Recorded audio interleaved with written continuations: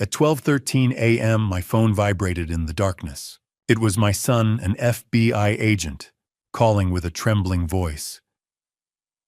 "Dad, turn off all the lights, get to the attic and lock the door immediately. Absolutely, don't let your daughter and her husband know." I knew something terrible had happened, so I followed my son's words without a moment's hesitation. Through a crack in the attic floor, I silently watched, and what I saw destroyed everything I once knew about my family. I'm incredibly grateful you're here with me today. Before we dive in, I'd love to hear from you. Drop a comment below and let me know where you're watching from. Your engagement means the world. Also, a quick note. This story weaves together fictional elements for educational and storytelling purposes. Any similarities to actual names or places are unintentional, but the lessons shared here carry significant value. Now let's begin. My name is Walter Reynolds. I'm 67 years old, and I've spent 42 years restoring damaged paintings in the Hillcrest neighborhood of Willowdale. When people bring me their broken art, their torn canvases and faded masterpieces, they trust me to bring them back to life. Piece by piece, brushstroke by brushstroke, I rebuild what time and carelessness have destroyed. It's patient work, delicate work, the kind of work that teaches you to see what others miss, to notice the small details that don't quite fit. I never thought I'd need those skills to save my own life. I live in a Victorian house on Maple Street, the kind with high ceilings and crown molding that my wife Helen always loved. She used to say the morning light through the east windows was perfect for painting. We bought this place 30 years ago when the neighborhood was just starting to turn around. Raised our 2 kids here. Watched the oak trees grow tall enough to shade the whole front yard. 8 months ago, Helen lost her battle with cancer. The house felt too big after that. Too quiet. Too full of memories that hurt to touch. Our daughter Lindsay noticed, of course. She'd always been perceptive, even as a little girl. She'd watch me from the doorway of my studio, those big eyes taking everything in.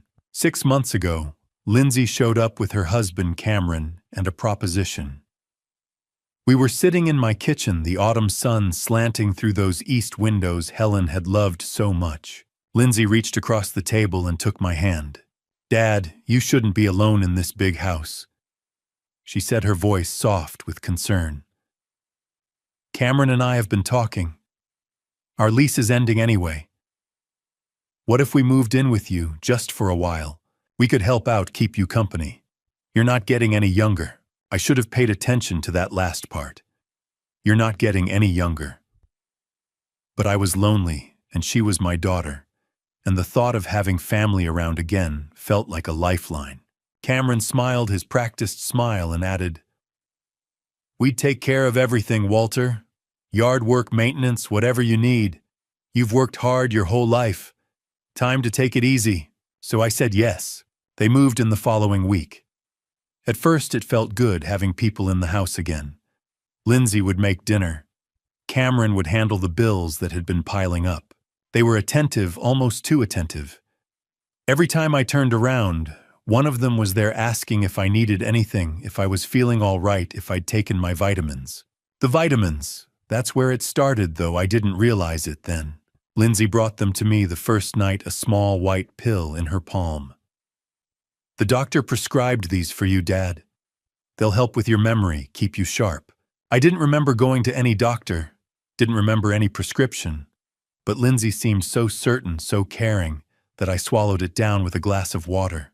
Every night after that, she'd bring me another pill. Sometimes Cameron would bring it instead, always with that same reassuring smile. "Doctor's orders," he'd say. "These will help." But I didn't feel helped. I felt foggy. My thoughts moved like honey, slow and thick. I'd walk into my studio and forget why I'd gone there. I'd start a sentence and lose the words halfway through. Paintings I'd been working on for years suddenly looked unfamiliar, like someone else had put brush to canvas. The confusion scared me more than I wanted to admit. Maybe they were right.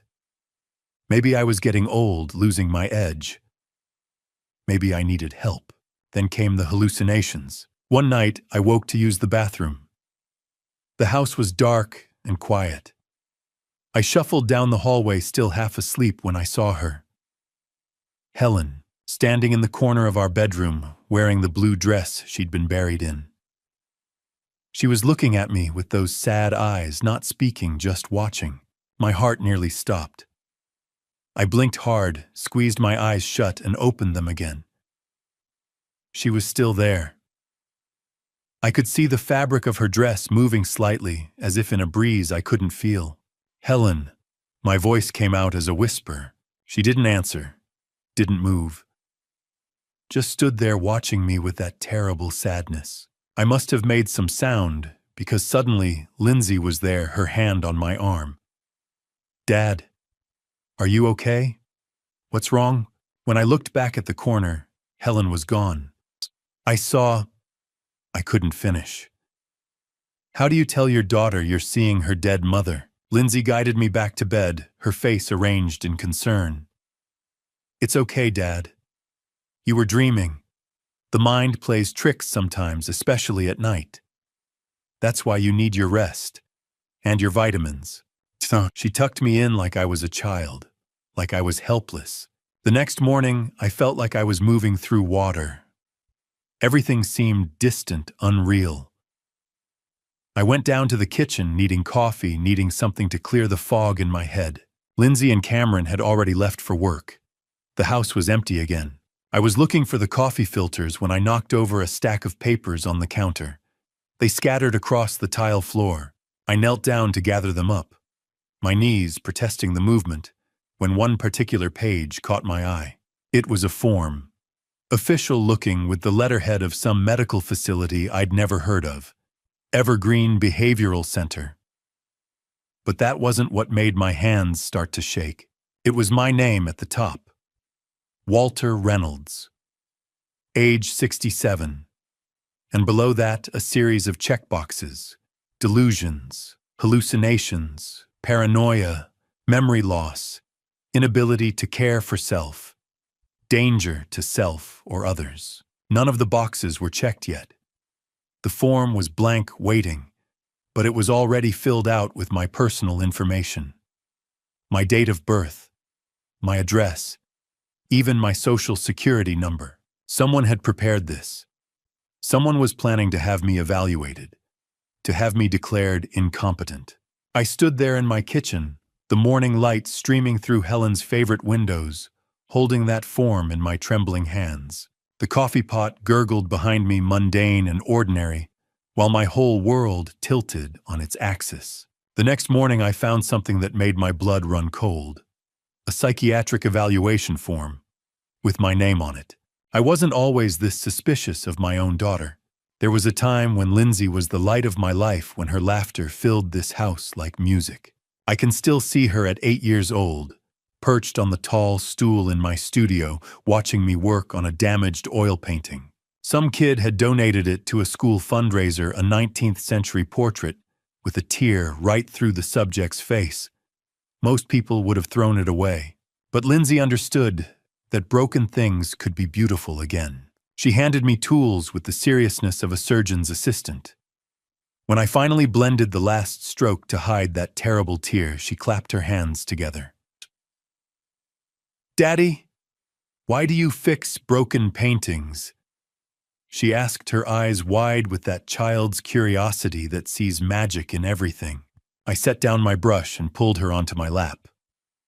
"Because everything deserves a second chance, sweetheart. Even broken things can be beautiful again, if someone cares enough to try." She hugged me tight. "You're the best daddy in the whole world." I believed her. God help me, I believed her. That was a long time ago. My little girl grew up, went to college, started her own life. She'd visit for holidays, call on Sundays, send photos of her adventures. Helen and I would look at those pictures together, proud of the woman she'd become. 2 years back, Lindsay called with exciting news. She'd met someone. His name was Cameron Drake, and from the way she talked about him, you'd think he'd hung the moon. He was charming, she said, successful, a consultant in real estate investment. He had smooth answers for everything and a smile that could sell ice in winter. They married the following summer, in a small ceremony at the Botanical Gardens. Cameron looked the part of the perfect son-in-law in his expensive suit. He shook my hand afterward, his grip firm and confident. "I'll take good care of her, Walter," he promised. "She's everything to me." I wanted to believe him. He was attentive to Lindsay, polite to us, always ready with a compliment. But looking back now, I can see the calculation behind every gesture. The way he'd steer conversations toward money, toward the value of our house, toward my retirement accounts. How he'd mention that healthcare costs were skyrocketing for people our age. How he'd suggest that Helen and I should think about planning for the future. But I was blind to it then. I just saw my daughter happy, and that was enough. 8 months before they moved in, cancer took Helen from me. It happened fast. One day she was complaining about being tired. 6 weeks later, I was standing in a funeral home picking out a casket. The house became a mausoleum. Every room whispered her name. I drifted through those months like a ghost myself. Stopped taking on restoration projects. Let the mail pile up. Blake, my son, called every few days from wherever the FBI had him stationed, his voice tight with worry. But he was too far away to help, and I was too numb to ask. That's when Lindsay started showing up more often. She'd bring groceries, cook meals I barely touched, sit with me in the living room. She was concerned, she said. I looked thinner. Tired. The house was too much for me to handle alone. Then came the day 6 months ago, when she arrived with Cameron, and a proposal I should have questioned. They sat across from me in the living room. Lindsay reached for my hand. "Dad, Cameron and I have been talking. You need family around you. This house is so big and you're here all alone. What if something happened?" Cameron leaned forward, his expression arranged in practiced sympathy. "We'd love to move in, Walter. Just temporarily while you get back on your feet. We could help with everything. The yard, the bills, making sure you're eating. Right, taking your medications." Medications. I wasn't taking any medications, but I was too tired to argue, too lonely to question. "Are you sure?" I asked. "I don't want to be a burden." "You could never be a burden, Dad," Lindsay said. "You took care of me my whole life. Let me take care of you now." So I said yes. I gave them keys to my house, my sanctuary, my home. They moved in on a Saturday morning in March. That first week, I actually felt grateful. The house had sound and motion again. Someone to talk to over morning coffee. But small things started changing. Cameron offered to help organize my bills. Before I knew it, he was writing checks from my account, managing my finances, to take the stress off.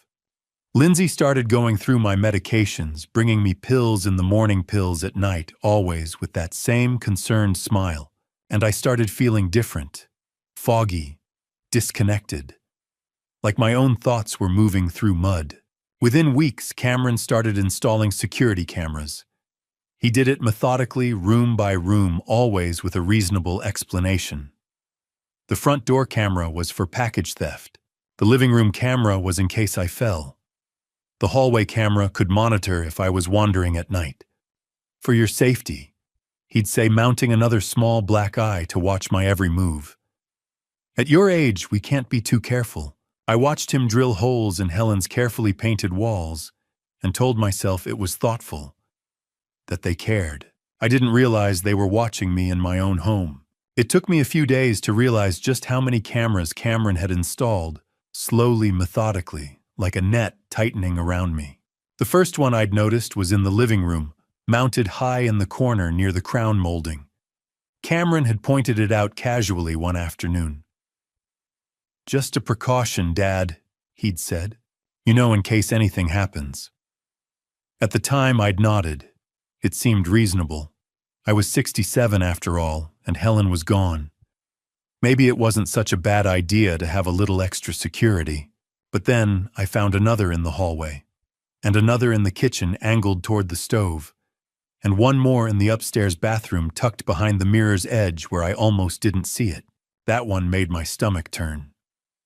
I stood there for a long moment staring at the tiny black lens, feeling something cold settle in my chest. When I finally asked Cameron about it, he was ready with an answer. "Dad, at your age, what if you fall? What if you have a dizzy spell in the shower? We need to be able to help you." His tone was patient, almost patronizing the way you'd talk to a child. I wanted to argue, but the words stuck in my throat tangled up with the fog that had been clouding my mind for weeks. So I said nothing. It wasn't until later that evening that I realized something else. There were no cameras in their bedroom. None in Lindsay's private bathroom either. I'd walked past their door on my way to the attic studio and glanced in just for a second and seen nothing. No blinking red lights, no lenses watching from the corners. I stood at the foot of the attic stairs and let that sink in.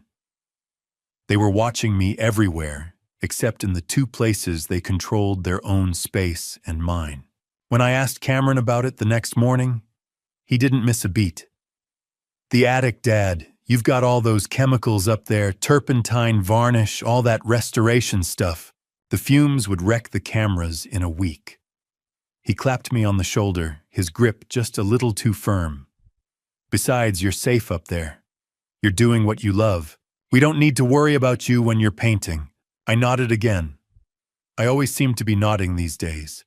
But something about his answer didn't sit right. I'd been restoring art for 42 years, and I knew damn well that the ventilation system Helen and I had installed kept the fumes under control. There were cameras designed for harsher environments than my studio. But I didn't say any of that. I just smiled and went back to my coffee. That same afternoon, I tried calling an old friend, George Mercer, a fellow restorer I'd known since the 80s. But when I picked up my phone, Cameron was there in an instant, his hand outstretched. "Who are you calling, Dad?" "George, just checking in." Cameron's smile didn't reach his eyes. "You know George hasn't called in a while, has he? Maybe he's busy. Why don't you rest instead?" Before I could answer, he took the phone from my hand. Not roughly, just firmly enough that I didn't fight him. He set it on the counter face down. "I'll make sure to remind you to call him later," he said. But later never came. It happened again 2 days after that. This time it was my son, Blake. I saw his name light up the screen, Blake Reynolds, FBI, and my heart leapt. I hadn't spoken to him in over a week, which was unusual. Blake called every Sunday like clockwork. I reached for the phone, but Cameron was faster. He snatched it off the table, his thumb swiping to decline the call. "Dad, you're supposed to be resting. Blake's probably just checking in. I'll text him later and let him know you're fine. I want to talk to him," I said, and I hated how weak my voice sounded. Cameron's expression softened into something that might have been sympathy. "Dad, Blake's busy. He's out there saving the world, dealing with criminals and terrorists. The last thing he needs is to worry about you. Let him do his job. We've got you covered here." I wanted to grab the phone back. I wanted to shout that Blake was my son, that I had every right to talk to him. But the fog was there again, pressing down on my thoughts, making everything feel too heavy to lift. So I just sat there silent, while Cameron slipped my phone into his pocket. That night, I couldn't sleep. I lay in bed staring at the ceiling, thinking about the cameras, about the phone calls that never went through, about the stack of papers he'd been asking me to sign, insurance forms, he said, and updated estate documents, just routine stuff. But I'd been too foggy to read them carefully, and now I couldn't remember half of what I'd put my name on. The next morning, I found one of those forms on Cameron's desk.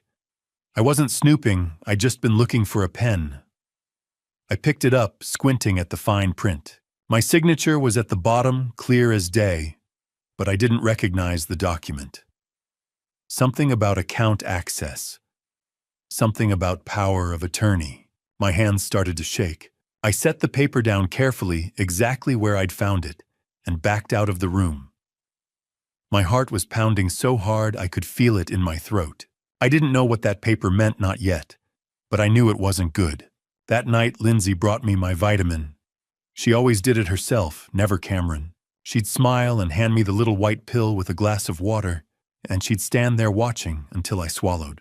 But this time I didn't. I took the pill, placed it on my tongue, and brought the glass to my lips. I let the water wash over it, but I didn't swallow.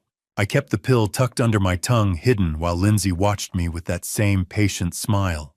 "Good," she said softly, brushing a strand of hair from my forehead. "Sleep well, Dad."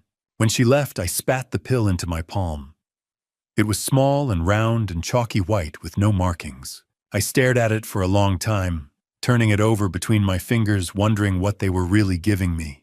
The pill dissolved in water, turning it a murky gray. Vitamins don't do that. I stood at the sink in my attic studio, watching the chalky residue swirl and settle at the bottom of the glass. I'd taken a real multivitamin from the bottle Helen and I used to share and dropped it into a second glass for comparison.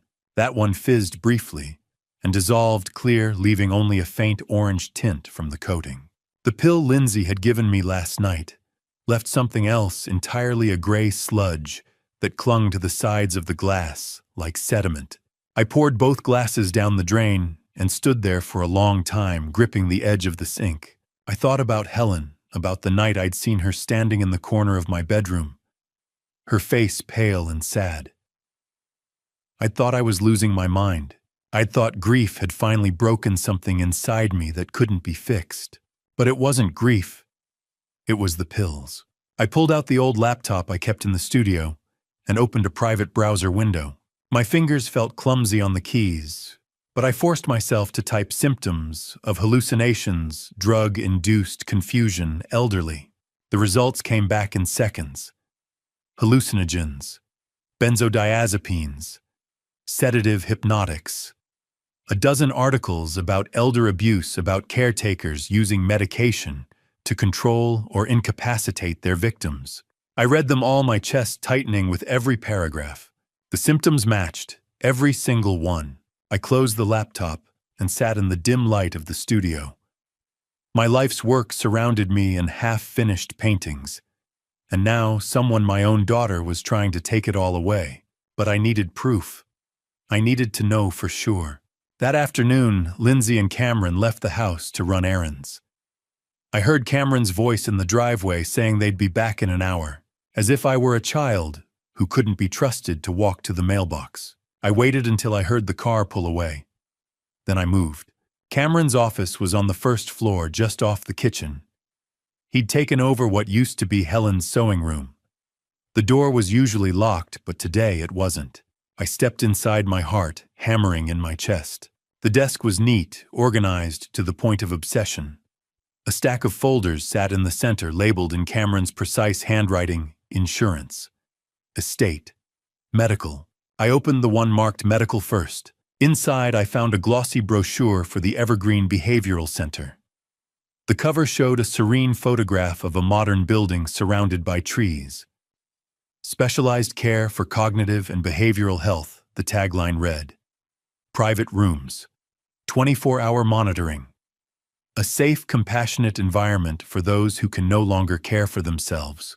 Beneath the brochure was a draft form, an intake evaluation for psychiatric commitment.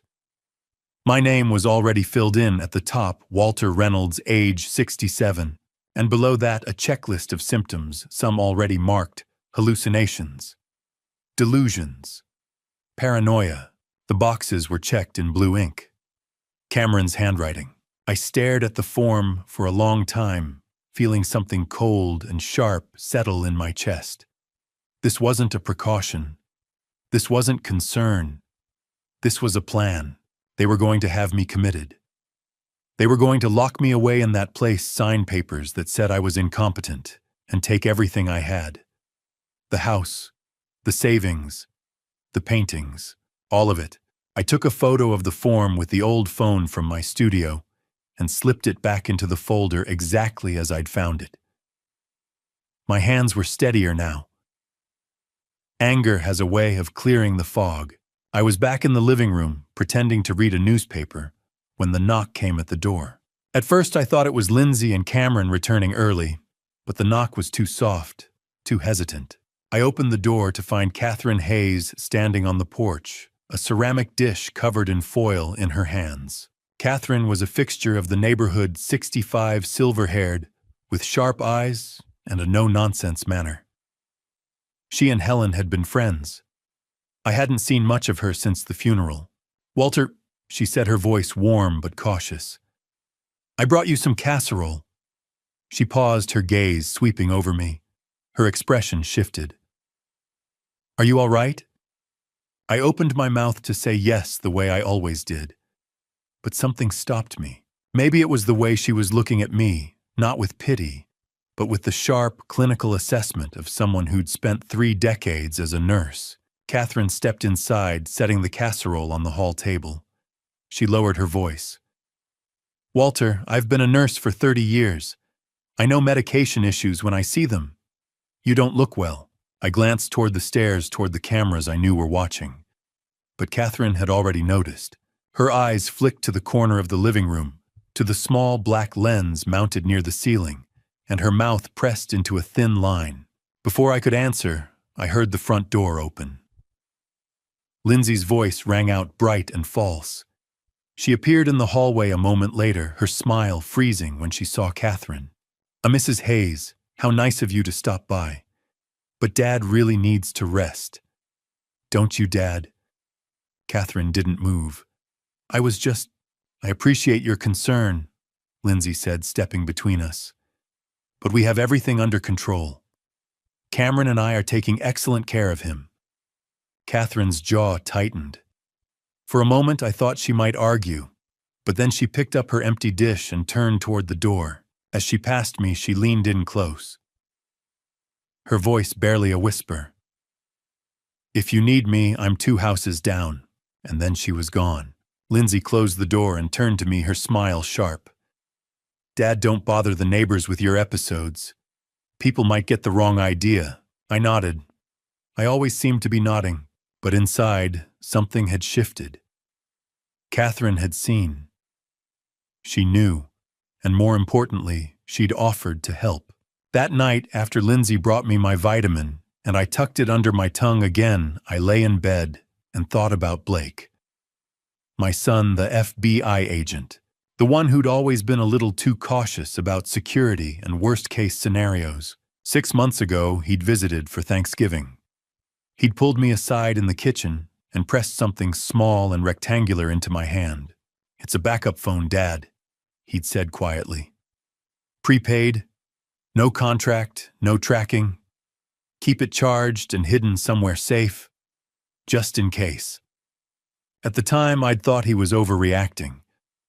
I'd humored him, tucked the phone into an old paint supply box in the attic, and forgotten about it, until now. I needed help. I needed evidence. And I needed to do it without them knowing. The alarm clock on the nightstand read 12:13 a.m. when the backup phone buzzed. I shot upright in bed, my heart hammering. I crossed the dark room to the old oak wardrobe felt along the top shelf and pulled down the paint supply box Blake had helped me pack last Thanksgiving. Beneath a stack of unused brushes wrapped in a paint-stained rag was the phone. The screen glowed Blake Reynolds. I answered on the second ring, my voice barely a whisper. "Blake, Dad." His voice was low, urgent, clipped in the way it got when he was working a case. "Listen carefully. You're in danger." My throat tightened. "Blake, something's happening. They've been giving me pills. I've been seeing things, hallucinating." "I know." His voice was hard.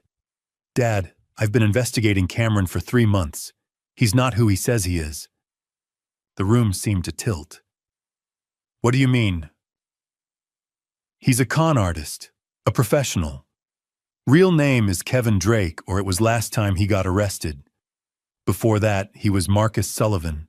3 priors under different aliases, all targeting elderly people with money. He marries into families, isolates the victim, and takes everything." I sank onto the edge of the bed, the phone pressed hard against my ear. Cameron's not even his real name. No. And Lindsay, I don't know if she's part of it or if he manipulated her too, but they're planning something soon. Very soon. There's a psychiatric facility, I said, my voice breaking. Evergreen Behavioral Center. They have an intake form with my name on it. Blake swore under his breath. That's the play. They commit you, have you declared incompetent, and take control of your assets. Once you're in a place like that, getting you out is nearly impossible. Atsun! Blake, you have to... I stopped. Why haven't you arrested him? There was a long silence. Conflict of interest.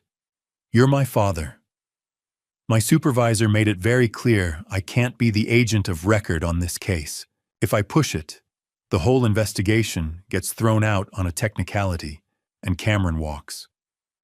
I'm working with a colleague, Agent Sarah Mitchell, but she needs time to build a clean case. We're talking 2 weeks minimum to get a warrant. 2 weeks. It felt like an eternity. Dad, I need you to do exactly what I'm about to tell you. Blake's voice sharpened, became the voice of an FBI agent giving orders. Do you have a place in the house where they don't have cameras? The attic, my studio. Cameron said the fumes would damage the equipment. Good. That's your safe zone. Stay there as much as you can without making them suspicious. Watch them. Listen. If you can record anything, do it. But don't let them know you're on to them. And Dad, whatever happens, do not let them take you to Evergreen. Once you're inside, I can't help you. Do you understand? I understand. I need you to be strong. 2 weeks. Can you do that? I thought about the pills, the cameras, the forms with my name on them. The life Helen and I had built now being stripped away piece by piece. I said. I have to go, he said quickly. Keep this phone charged and hidden. I'll call when I can. And Dad, I'm going to fix this, I promise. The line went dead. I sat in the dark for a long moment. Then I moved. I checked every lock, turned off every light in the house, even the porch lamp that Helen used to leave on all night. Then I climbed the narrow staircase to the attic, the old wooden steps creaking under my weight. The studio smelled like turpentine and linseed oil, familiar and grounding. I pulled a chair to the small dormer window that overlooked the driveway and sat down to wait. At first I thought Blake was being paranoid, but then I remembered Cameron thought I was drugged. He thought I was confused, compliant, halfway to the psychiatric ward already. He didn't know I'd stopped taking the pills. At 1:30 a.m., I saw them. 2 vehicles moving slowly down the quiet street with their headlights off. A black SUV and a gray sedan, both with plates I couldn't make out. They rolled into the driveway and stopped, engines idling softly. 3 men got out. All of them were tall, broad-shouldered, dressed in dark clothing that blended into the night. They didn't speak. They moved with the efficiency of people who'd done this before, and then Cameron appeared. He opened the front door from the inside, gestured them in. No words. Just a quick nod, and they disappeared into the house below me. I pressed myself against the window frame, barely breathing. From my vantage point in the attic, I could see into the first-floor study through the gap in the curtains. The men moved through the room with flashlights, their beams cutting sharp lines through the darkness. They went straight to the old filing cabinet where I kept my personal documents. One of them knelt and pulled out the small safe I'd bolted to the bottom shelf, the one that held Helen's jewelry, our property deeds, and the original copies of our wills. He opened it. Within seconds, the safe was open. They pulled out a large manila envelope and a thick stack of papers. I couldn't see exactly what they were, but I could guess. Deeds, bank statements, insurance policies, everything Cameron would need to take legal control of my life.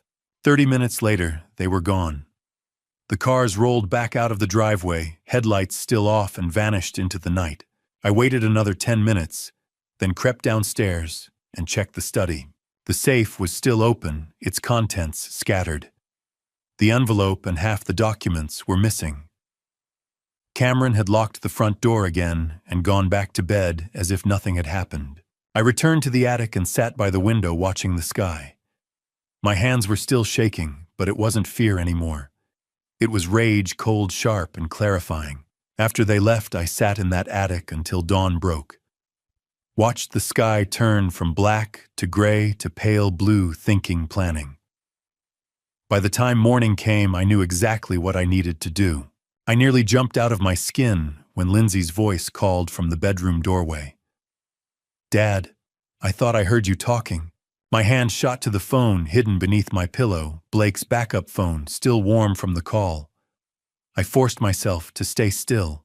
The room was dark, the sky outside just beginning to lighten with the first pale hints of dawn. Lindsay stood in the doorway, silhouetted against the hallway light. I blinked slowly, as if waking from a deep sleep, and let my head loll to one side. "Helen," I mumbled, slurring the word. "Where did you put the brushes?" Lindsay stepped into the room, her expression sharp. "Dad, were you on the phone?" I blinked again, meeting her eyes with what I hoped was confusion. "Phone."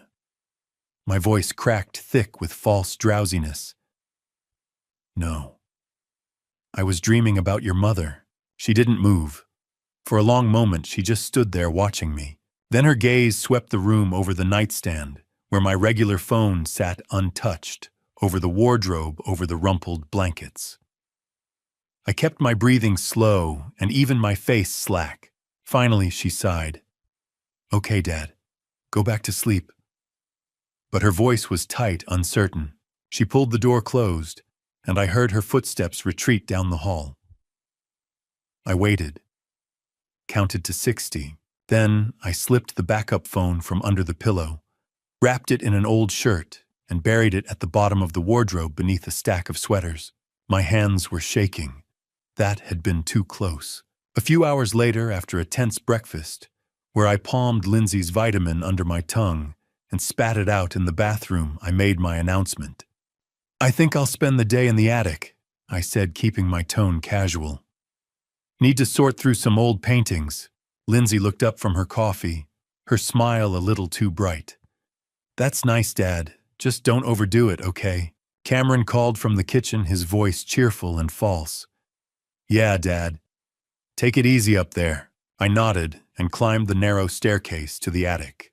The studio smelled the way it always had, linseed oil and turpentine old wood and dust. Sunlight streamed through the dormer window, cutting bright shafts through the air. This was my sanctuary. Helen and I had converted the attic together 30 years ago. Every corner of this room held a memory. 17 paintings were stored here in various stages of completion. A Hudson River School landscape from the 1870s. A Victorian-era portrait of a young woman in a lace collar. A Baroque still life that I'd been restoring for a museum before Helen got sick. And then there was the portrait of Helen herself. I turned to look at it now, leaning against the far wall. Life-sized, painted in oils 30 years ago when we were newlyweds. She wore a navy blue dress, her hands folded in her lap, holding a single white rose. Her expression was serene, faintly amused, as if she'd been listening to a joke I'd just told. It was the best work I'd ever done. For 15 years, it had hung in the living room above the fireplace, watching over the house. Until 3 weeks ago, when I'd told Lindsay I wanted to bring it up here for cleaning. She'd helped me carry it upstairs, and I'd promised to rehang it soon. I hadn't, and now I was glad. I spent the next hour moving paintings around, pretending to organize, all the while thinking about Blake's instructions. Watch them. Listen. Record anything you can. At one point, I knelt down to shift a canvas and noticed something I'd never paid attention to before: a gap in the floorboards. Not large, maybe half an inch wide, where the old wood had settled and shrunk over the decades. I pressed my face close to the floor and peered through. Below me, I could see straight down into the living room. The angle was perfect. From here, I had a clear view of the sofa, the coffee table, even the front door. I could see Lindsay sitting on the couch, her phone in her hand. A moment later, Cameron walked into view, carrying something, a thick stack of cash bundled with rubber bands. He dropped onto the sofa beside her and started counting it. Hundreds, by the look of them. Lindsay said something I couldn't hear, her face tense, and Cameron laughed, a sharp, dismissive sound that carried even through the floorboards. I watched their body language. Cameron grinned, gesturing with the cash. Lindsay shook her head, glanced toward the stairs, bit her lower lip. She looked nervous, afraid even, or maybe guilty. But I couldn't hear them. The floor was too thick, the distance too great. I could see, but I couldn't listen. And without sound, all I had were guesses. I sat back on my heels, frustrated. I need to hear them. I need evidence. Real evidence. I turned back to the workbench, scanning the clutter of tools and supplies. My gaze landed on the small digital camera I used for documentation, photographing paintings before and after restoration. It was old, but functional, with a decent video mode and a built-in microphone. The memory card could hold hours of footage. I picked it up, turning it over in my hands. The lens was small, unobtrusive. If I could hide it somewhere with a good view of the living room, somewhere they looked at every day, but never really noticed. My eyes drifted back to the portrait of Helen. It hung in the living room for 15 years, right above the fireplace facing the sofa. The frame was 4 inches wide, solid oak with a hollow space behind the canvas where the backing board sat. There was room in there. Enough room to tuck a small camera into the corner angled just right, and no one would ever suspect. Why would they? It was just a painting. A portrait of my late wife, a fixture of the house, something they saw every day but never truly noticed. The plan started to take shape. I had the camera. I had the location. Now I just needed to figure out how to hide it in plain sight, without them knowing I'd been anywhere near that portrait. Installing a camera in my wife's portrait felt like a betrayal. But Helen would understand. She always did. I sat in the attic studio staring at the small digital camera I'd ordered 2 days ago, a surveillance device no bigger than a coin with a pinhole lens and built-in Wi-Fi. It had arrived at Catherine Hayes' house that afternoon, hidden in a plain brown box. Catherine had knocked on the back door while Lindsay and Cameron were out, slipped the package into my hands, and left without a word. Now the camera sat on my workbench, gleaming under the light. Motion activated. 1080p resolution, night vision, rechargeable battery, good for 7 to 10 days. And most importantly, small enough to hide in plain sight. I thought about Helen's last words to me, spoken in the dim quiet of the hospice room 8 months ago. Her hand had been so light in mine, fragile as paper, but her grip had been firm. "Take care of yourself, Walter," she'd whispered. "Don't let anyone take advantage of your kindness. You're too good, you know that, too trusting." At the time, I'd brushed it off. "Who would take advantage of me, Helen? I'll be fine." She'd smiled, sad and knowing. "Promise me. Promise you'll be careful." "I promise." I hadn't understood then, but I understood now. Helen had seen something in Lindsay. Maybe not the full scope of it, but enough to worry, enough to warn me. And I'd been too grief-stricken, too distracted to notice the signs. I looked at the portrait leaning against the wall, the one I'd painted 30 years ago, when Helen's hair was still dark and her eyes still bright. Her face gazed back at me, serene and steady. "Forgive me, sweetheart," I thought. "I'm using your beautiful face to catch the ugly truth about our daughter. But I know you'd want me to protect myself." I picked up the camera and got to work. The first step was to tell Lindsay I was bringing the portrait back downstairs. I found her in the kitchen that afternoon, scrolling through her phone. She looked up when I appeared in the doorway.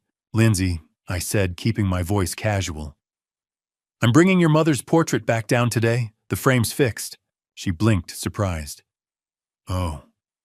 Dad, you don't have to go to all that trouble." I cut her off, my voice firmer than it had been in weeks. "This is your mother. I painted this. I'm not leaving it damaged."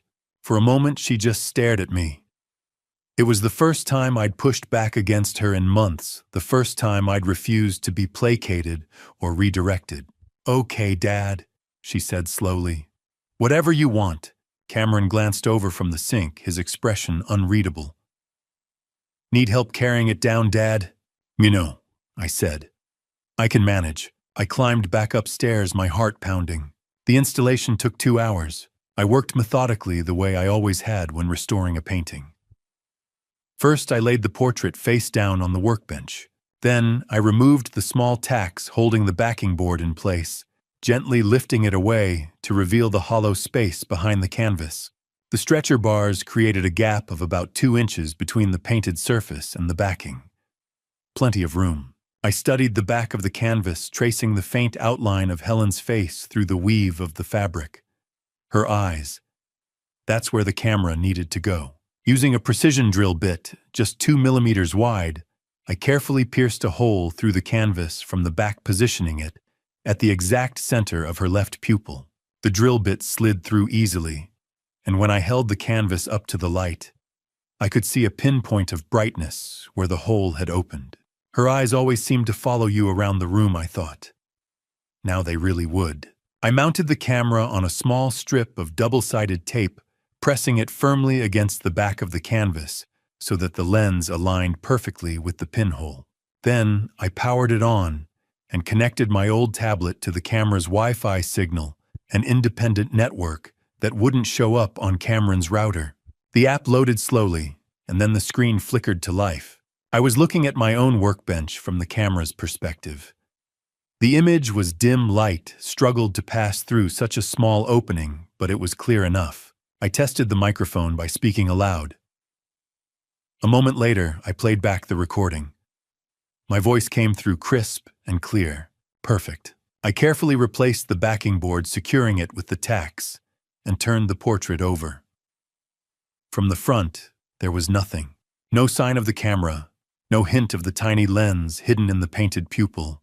Just Helen's face unchanged, watching the world with the same calm patience she'd always had. I sat down and looked at her. Forgive me, sweetheart," I said quietly. "I'm using your beautiful face to catch the ugly truth about our daughter. But I know you'd want me to protect myself. You always did." In the silence, I felt something, a faint sense of reassurance, as if Helen were standing beside me, her hand on my shoulder. Carrying the portrait downstairs was harder than expected. The frame was solid oak, heavy and unwieldy. I maneuvered it into the living room and lifted it carefully onto the hooks above the fireplace, the same spot it had occupied for 15 years. The angle was perfect.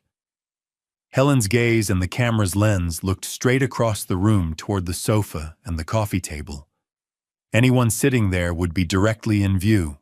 Lindsay appeared in the doorway a moment later, her arms crossed. She looked at the portrait, then at me. "It looks good, Dad," she said softly. "Mom looks beautiful." "She always was," I replied. She stood there for a few seconds longer, then turned and walked away. She had no idea Helen was watching her now. That evening, I sat in the attic with the tablet in my lap. At 9:47 p.m., the motion sensor activated. Lindsay and Cameron walked into view and sat down on the sofa directly beneath the portrait. And they started talking. I will never forget the first words I heard through that camera. "How much longer until we can move the old man to Evergreen?" I sat in the darkness of the attic, earbuds pressed into my ears, the tablet glowing faintly in my lap. The live feed from Helen's portrait showed Lindsay and Cameron on the sofa below, drinks in hand, relaxed and smiling. They thought they were alone. They thought they were safe. They had no idea Helen was watching. My hands were shaking so badly, I nearly dropped the tablet. I pressed the record button just in case the motion activation failed and turned up the volume. Cameron stretched his arm across the back of the sofa, his voice smooth and confident. "The appointment with Russo is next Thursday. He'll declare your dad incompetent." Lindsay took a sip of her wine, her expression thoughtful. "Are you sure he'll sign off on it?" Cameron laughed, a low, easy sound that made my stomach turn. "Babe, I paid him $50,000. By Friday, we'll have the commitment papers. $50,000. For a doctor to lie, to declare me insane, to lock me away." I felt something cold and sharp settle in my chest, but I forced myself to keep listening. Lindsay set her glass down on the coffee table and leaned back, exhaling slowly. "God, I can't wait to get out of this house. I'm so tired of pretending to care. The words hit me like a fist to the gut. Pretending to care. Every time she'd asked if I was okay. Every time she'd brought me those pills with that gentle, concerned smile. Every time she'd touched my shoulder and said, "We're here for you, Dad." It had all been a lie. Cameron grinned. Think about it, 3.2 million in the bank plus the paintings. Ashford says the collection's worth 1.2 million on the black market. Ashford. I committed the name to memory. An art dealer, apparently. Someone who trafficked in stolen goods. Lindsay laughed, light and musical, the same laugh she'd had as a little girl when I used to swing her around the living room. But now it sounded different. Hollow.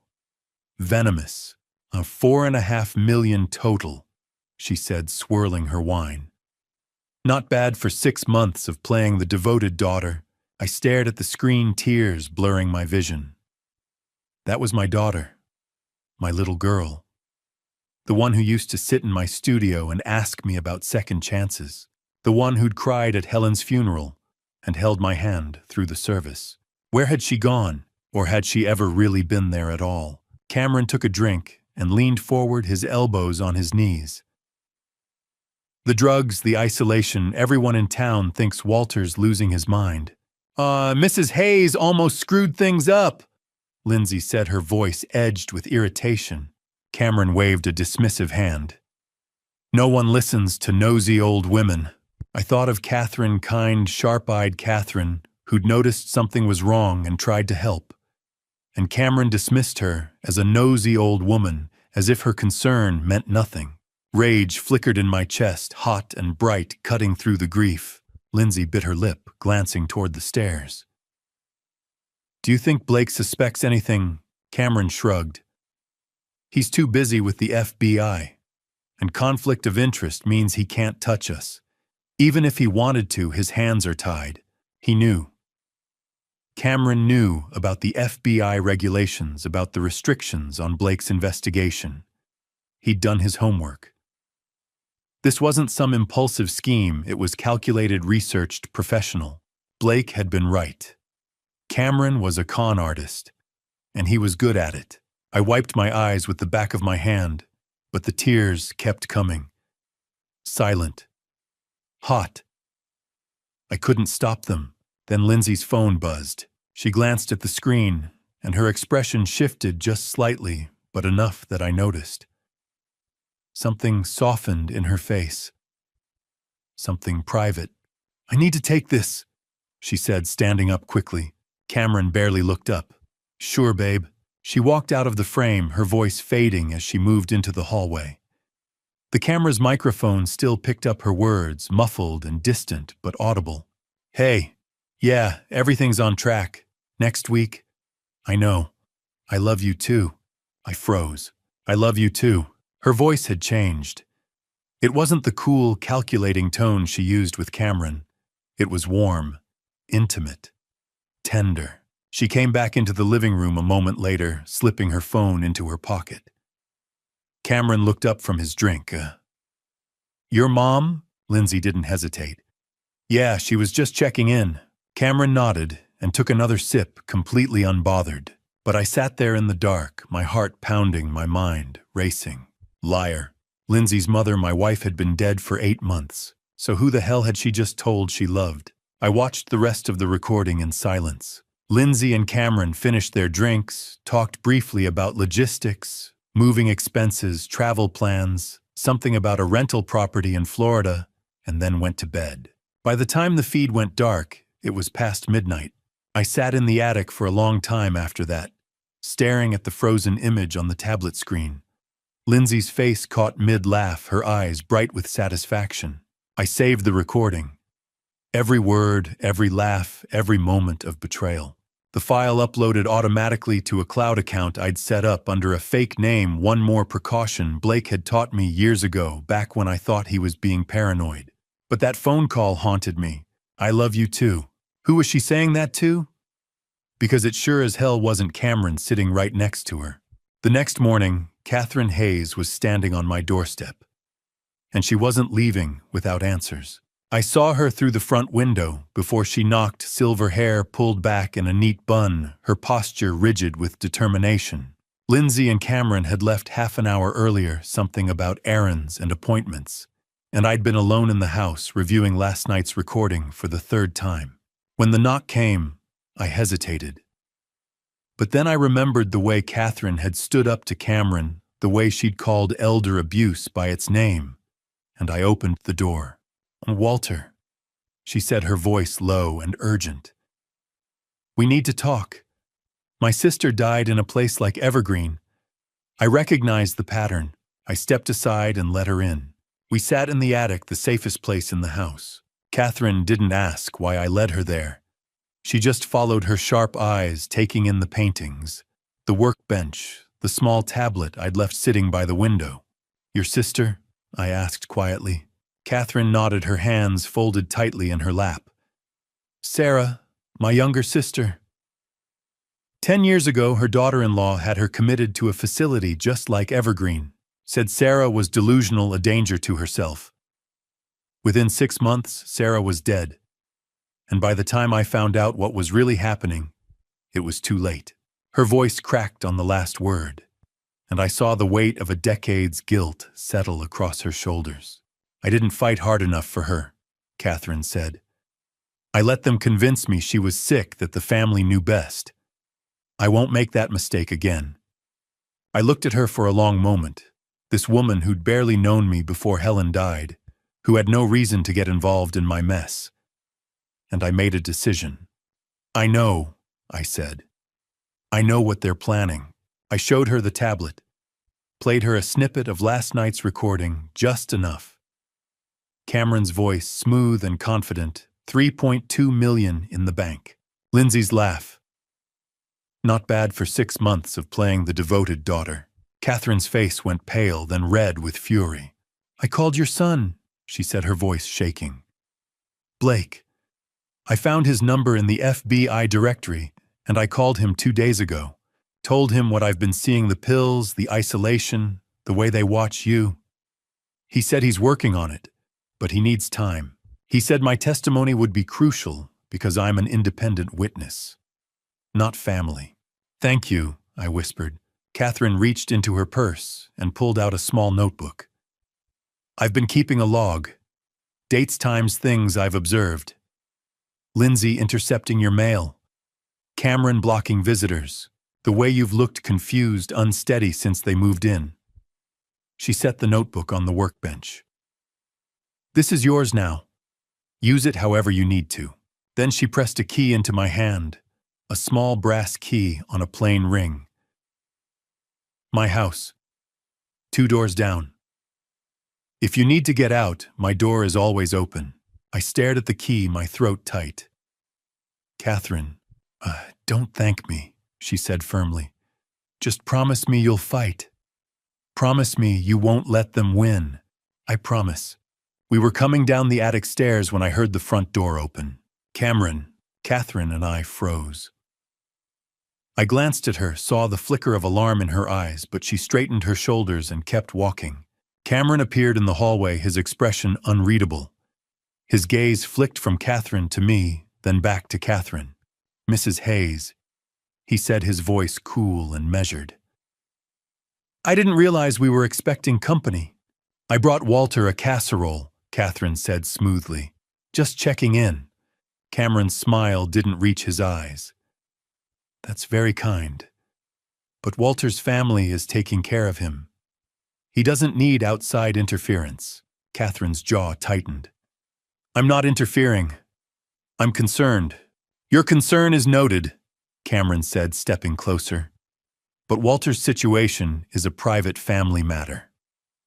"Elder abuse is not a private family matter," Catherine said, her voice hard. "It's a crime." The air in the hallway seemed to freeze. Cameron's smile vanished. For a moment, he just stared at her, his eyes cold and sharp. "Be careful with accusations, Mrs. Hayes," he said softly. "Slander is also a crime." Catherine didn't blink. "So is poisoning someone without their consent." Cameron went very still. I could see the calculation happening behind his eyes, weighing his options, deciding how to respond. Finally, he smiled again, but it was a thin, dangerous thing. I think it's time for you to leave, Mrs. Hayes. Catherine turned to me, her expression softening. Walter, you have my number. Call me anytime. Then she walked past Cameron, her head held high, and left. Cameron closed the door behind her and turned to me, his face tight with controlled anger. Walter, he said, his voice low. I don't want that woman in this house again. She's filling your head with paranoid nonsense. I blinked at him, forcing my expression into confusion. What, Catherine, she was just being kind. Cameron exhaled slowly, visibly forcing himself to calm down. Dad, I know you're confused, but Mrs. Hayes doesn't understand your condition. She's making things worse. Please just, stay away from her, okay? I nodded, letting my shoulders slump. Okay. He studied me for a long moment, then nodded and walked away. He thinks I'm still drugged, I thought. Still compliant. He has no idea I've been recording every word. That night, I sat in the attic with the tablet waiting. At 9:30 p.m., Lindsay and Cameron appeared on the screen, settling onto the sofa. Lindsay's face was tight with tension. Catherine Hayes is a problem, she said without preamble. Cameron rubbed his temples. I took care of it. Sent her packing. That's not enough! Lindsay's voice was sharp. She called Blake. We need to move faster. Cameron looked up. How much faster? Lindsay was silent for a moment, thinking. Then her expression hardened. Russo's evaluation is Thursday. But what if we get Dad to Evergreen this Saturday? Emergency commitment. We say he attacked me. Cameron blinked. Can we do that?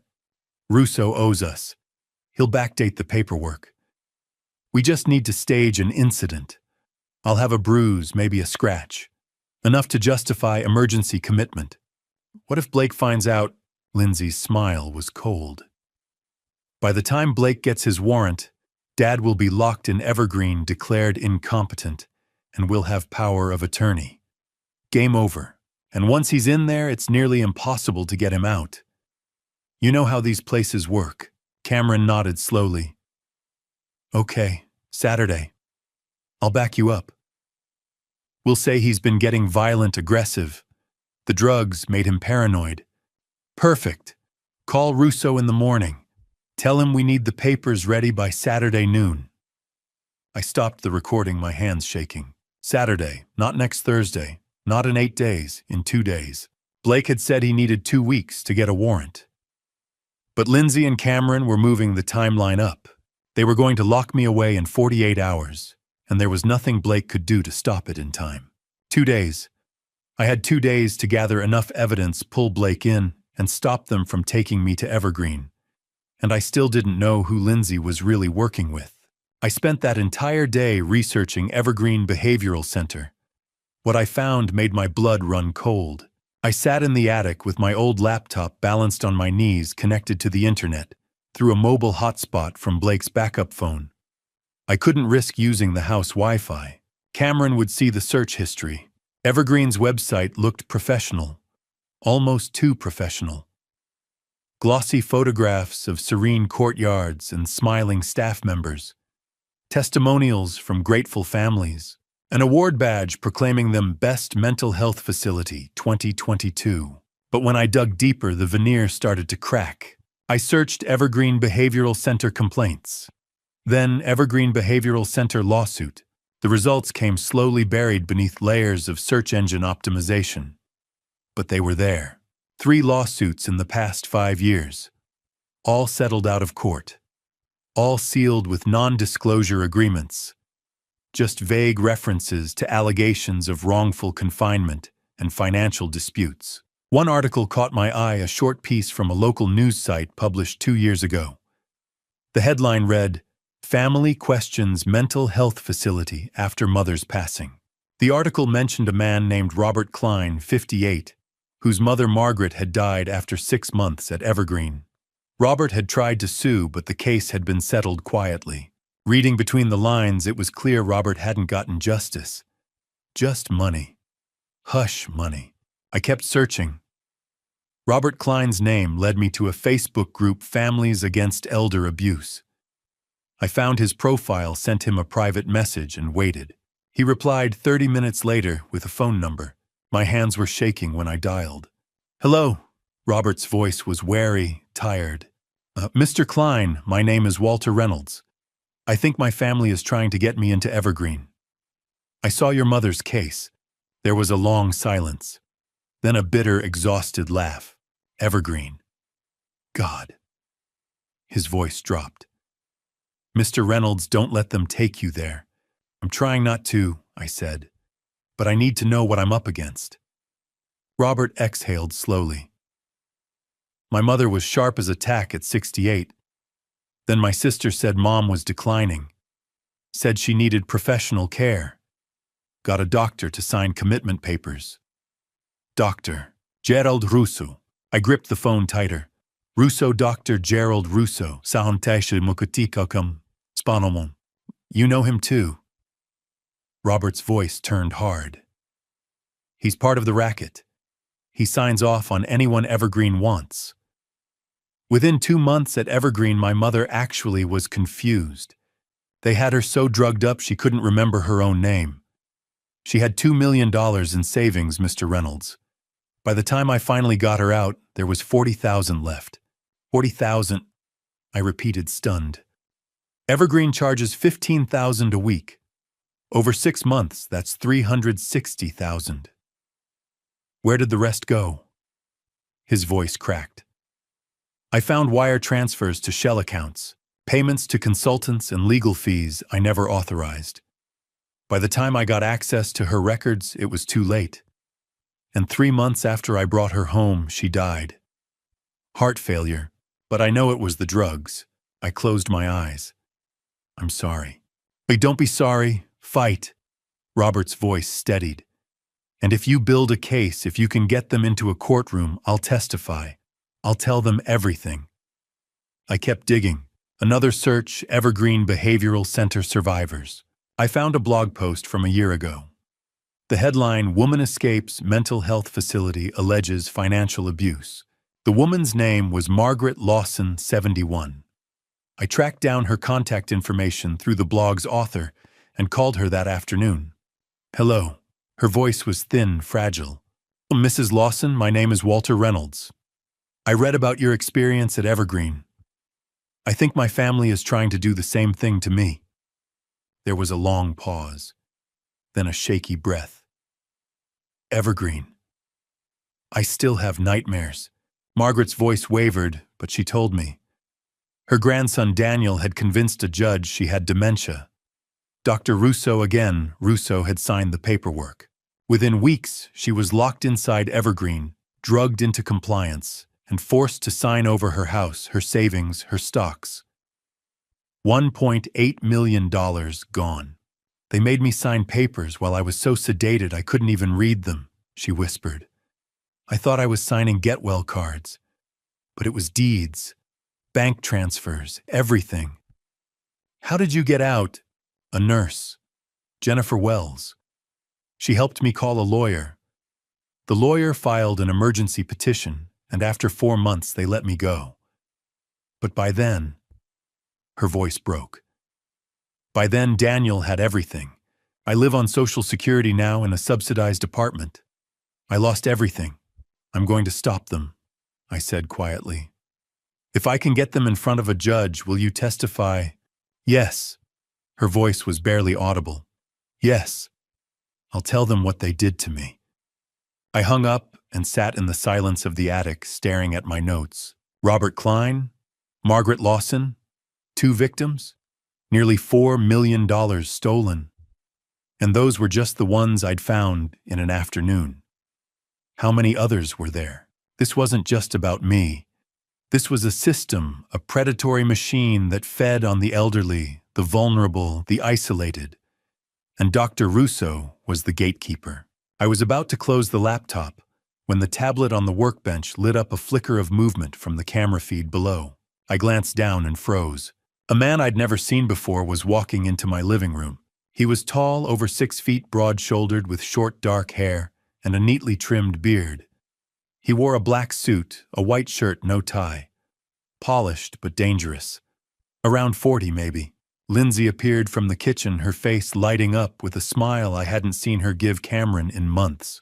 She crossed the room in 3 quick steps and wrapped her arms around him, and then she kissed him. Not a polite peck, a real kiss. Long, intimate, full of warmth. I'd been so focused on the phone calls I almost missed it. On the camera feed below, a man I'd never seen before was walking into my living room. Lindsay kissed him. And it wasn't Cameron. Hold on before I uncover the identity of this stranger and expose the mastermind behind it all. Let me know you're still here. Drop a 1 in the comments if you think Lindsay is the real mastermind, or 2 if you believe someone else is pulling the strings. Also note what follows includes fictional components. You're welcome to leave if this isn't for you. Now the truth. The man in my living room was tall, well-dressed in an expensive suit with cold eyes. And my daughter was kissing him like Cameron didn't exist. I sat frozen in the attic, staring at the tablet screen, my heart hammering in my chest. Cameron was at work or wherever he went during the day. Lindsay and the stranger had the house to themselves, and they were using the time. They broke apart after a long moment, and the man settled onto the sofa, pulling Lindsay down beside him. She leaned into him, her hand resting on his knee, her expression soft and affectionate, in a way I hadn't seen her look at Cameron in months, maybe ever. I turned up the volume on the tablet, my hands shaking. "So we're still on schedule?" the man asked. His voice was smooth, confident. "Saturday," Lindsay nodded. "Yes, Russo will backdate the evaluation. Saturday morning, we get Dad to Evergreen.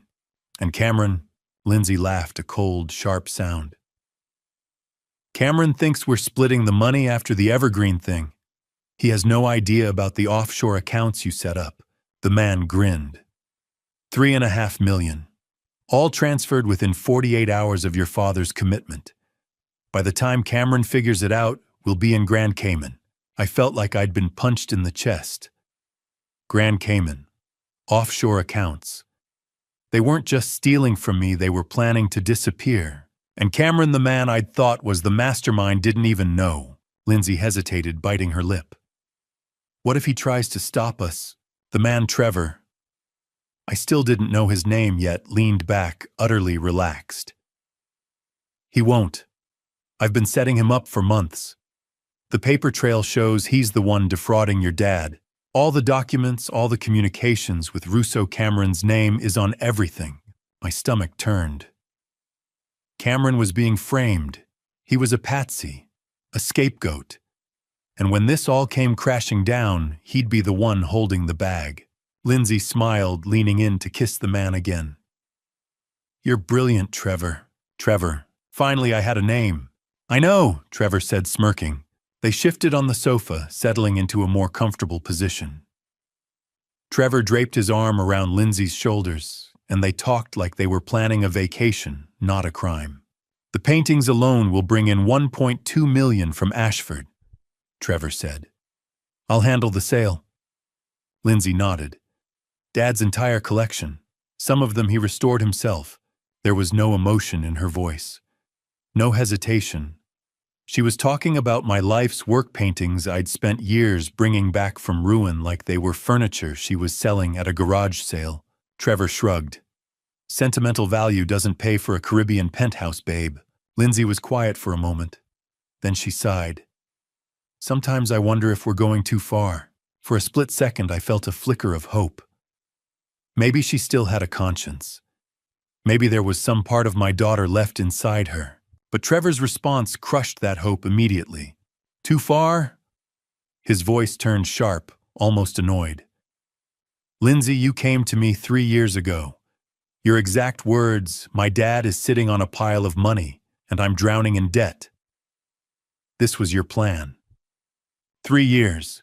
3 years ago, I gripped the edge of the workbench, my knees buckling. 3 years ago was 2021. A year before Helen died. before Lindsay met Cameron, before any of this started, which meant Lindsay had been planning this before she married Cameron. Cameron wasn't the mastermind. He was just another tool like me, another pawn in Lindsay's game. She wasn't a victim. She was the architect of everything.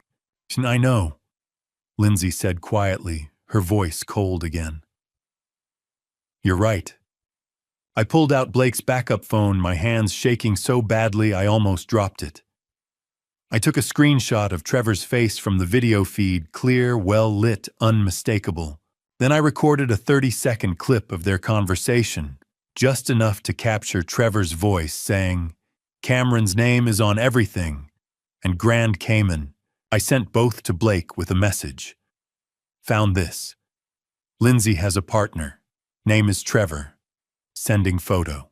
Blake's reply came 5 minutes later. Digging now.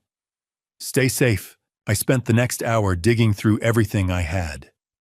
Old emails I'd copied from Cameron's office weeks ago. Search results on Victor Ashford.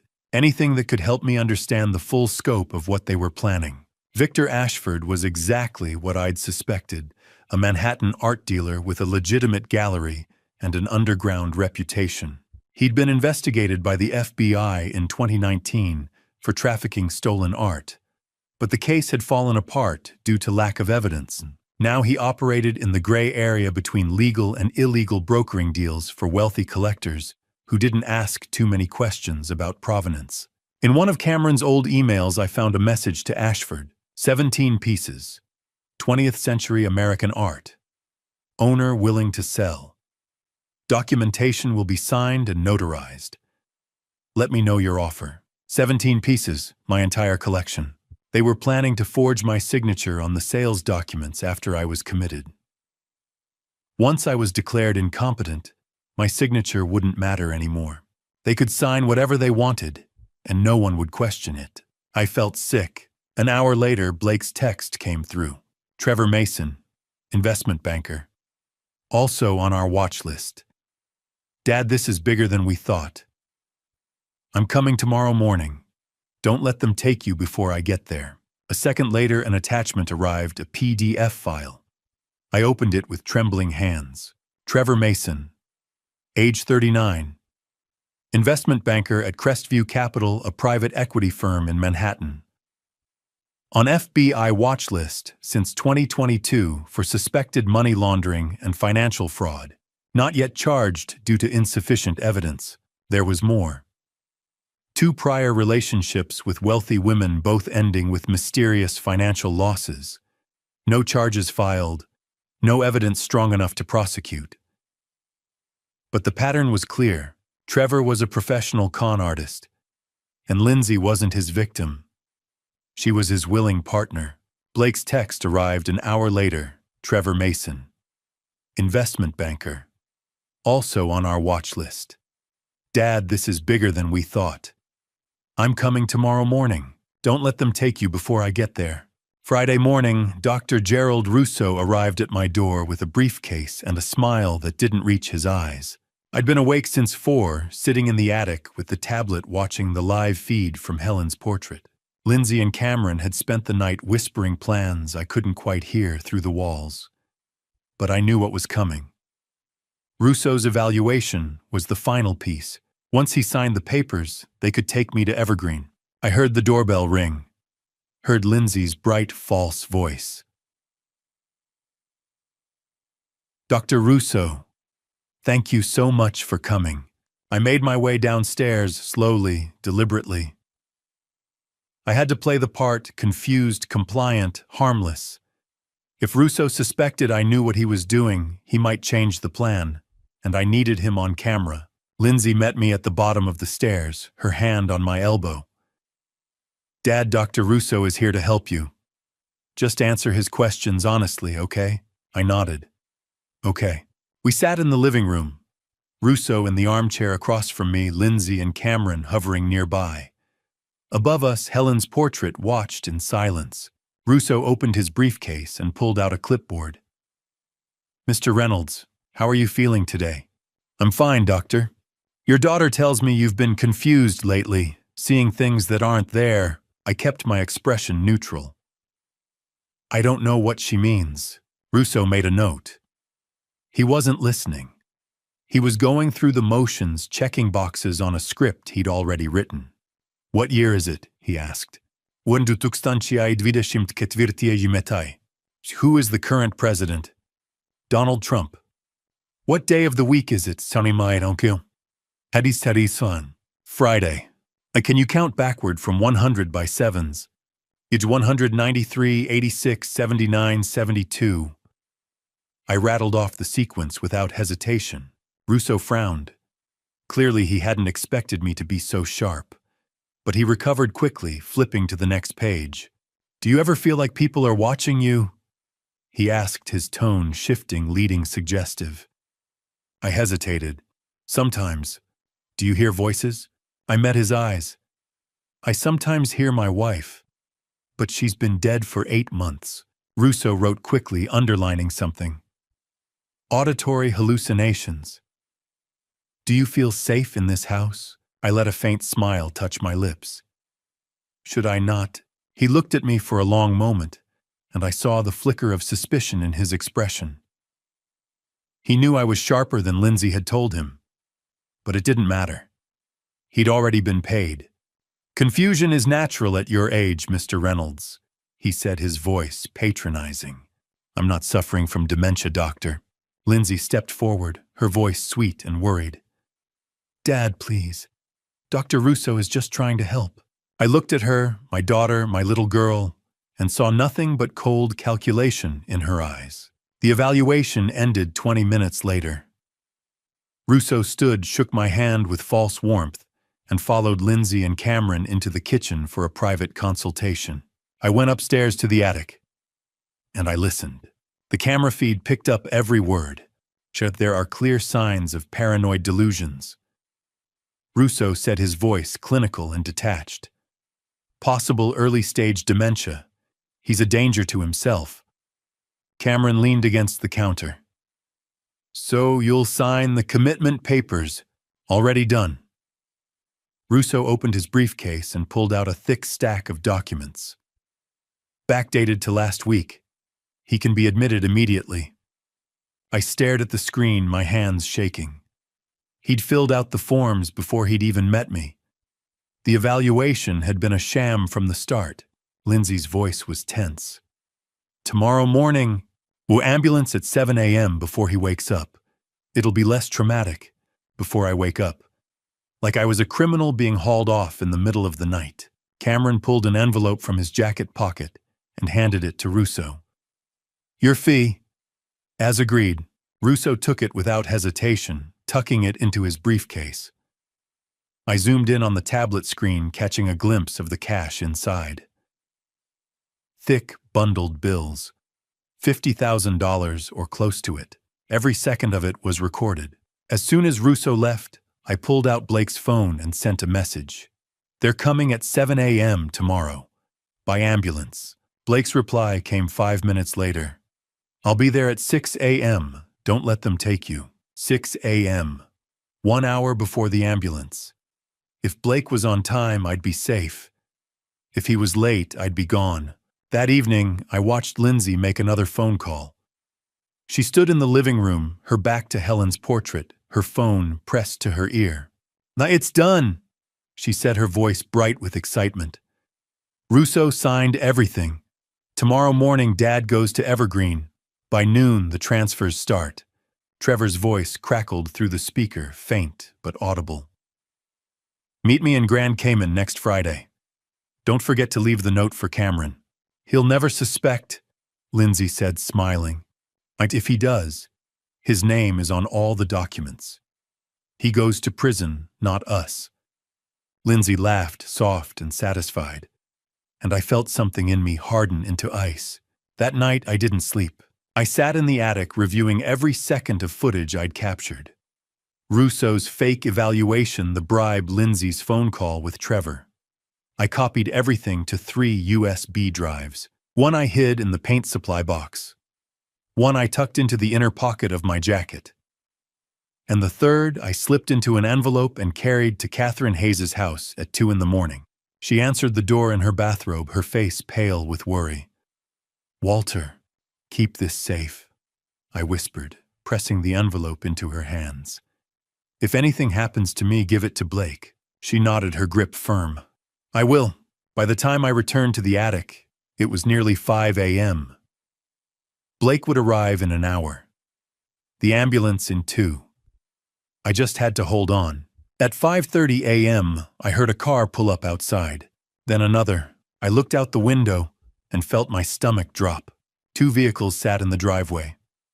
One was a white van with the words "Private Medical Transport" stenciled on the side.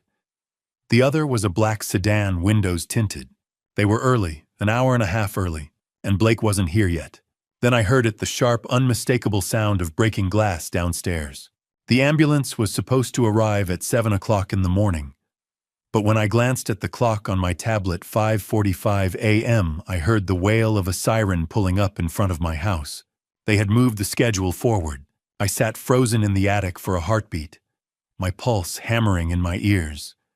Below me, I heard the creak of the front door opening, footsteps on hardwood, low, urgent voices.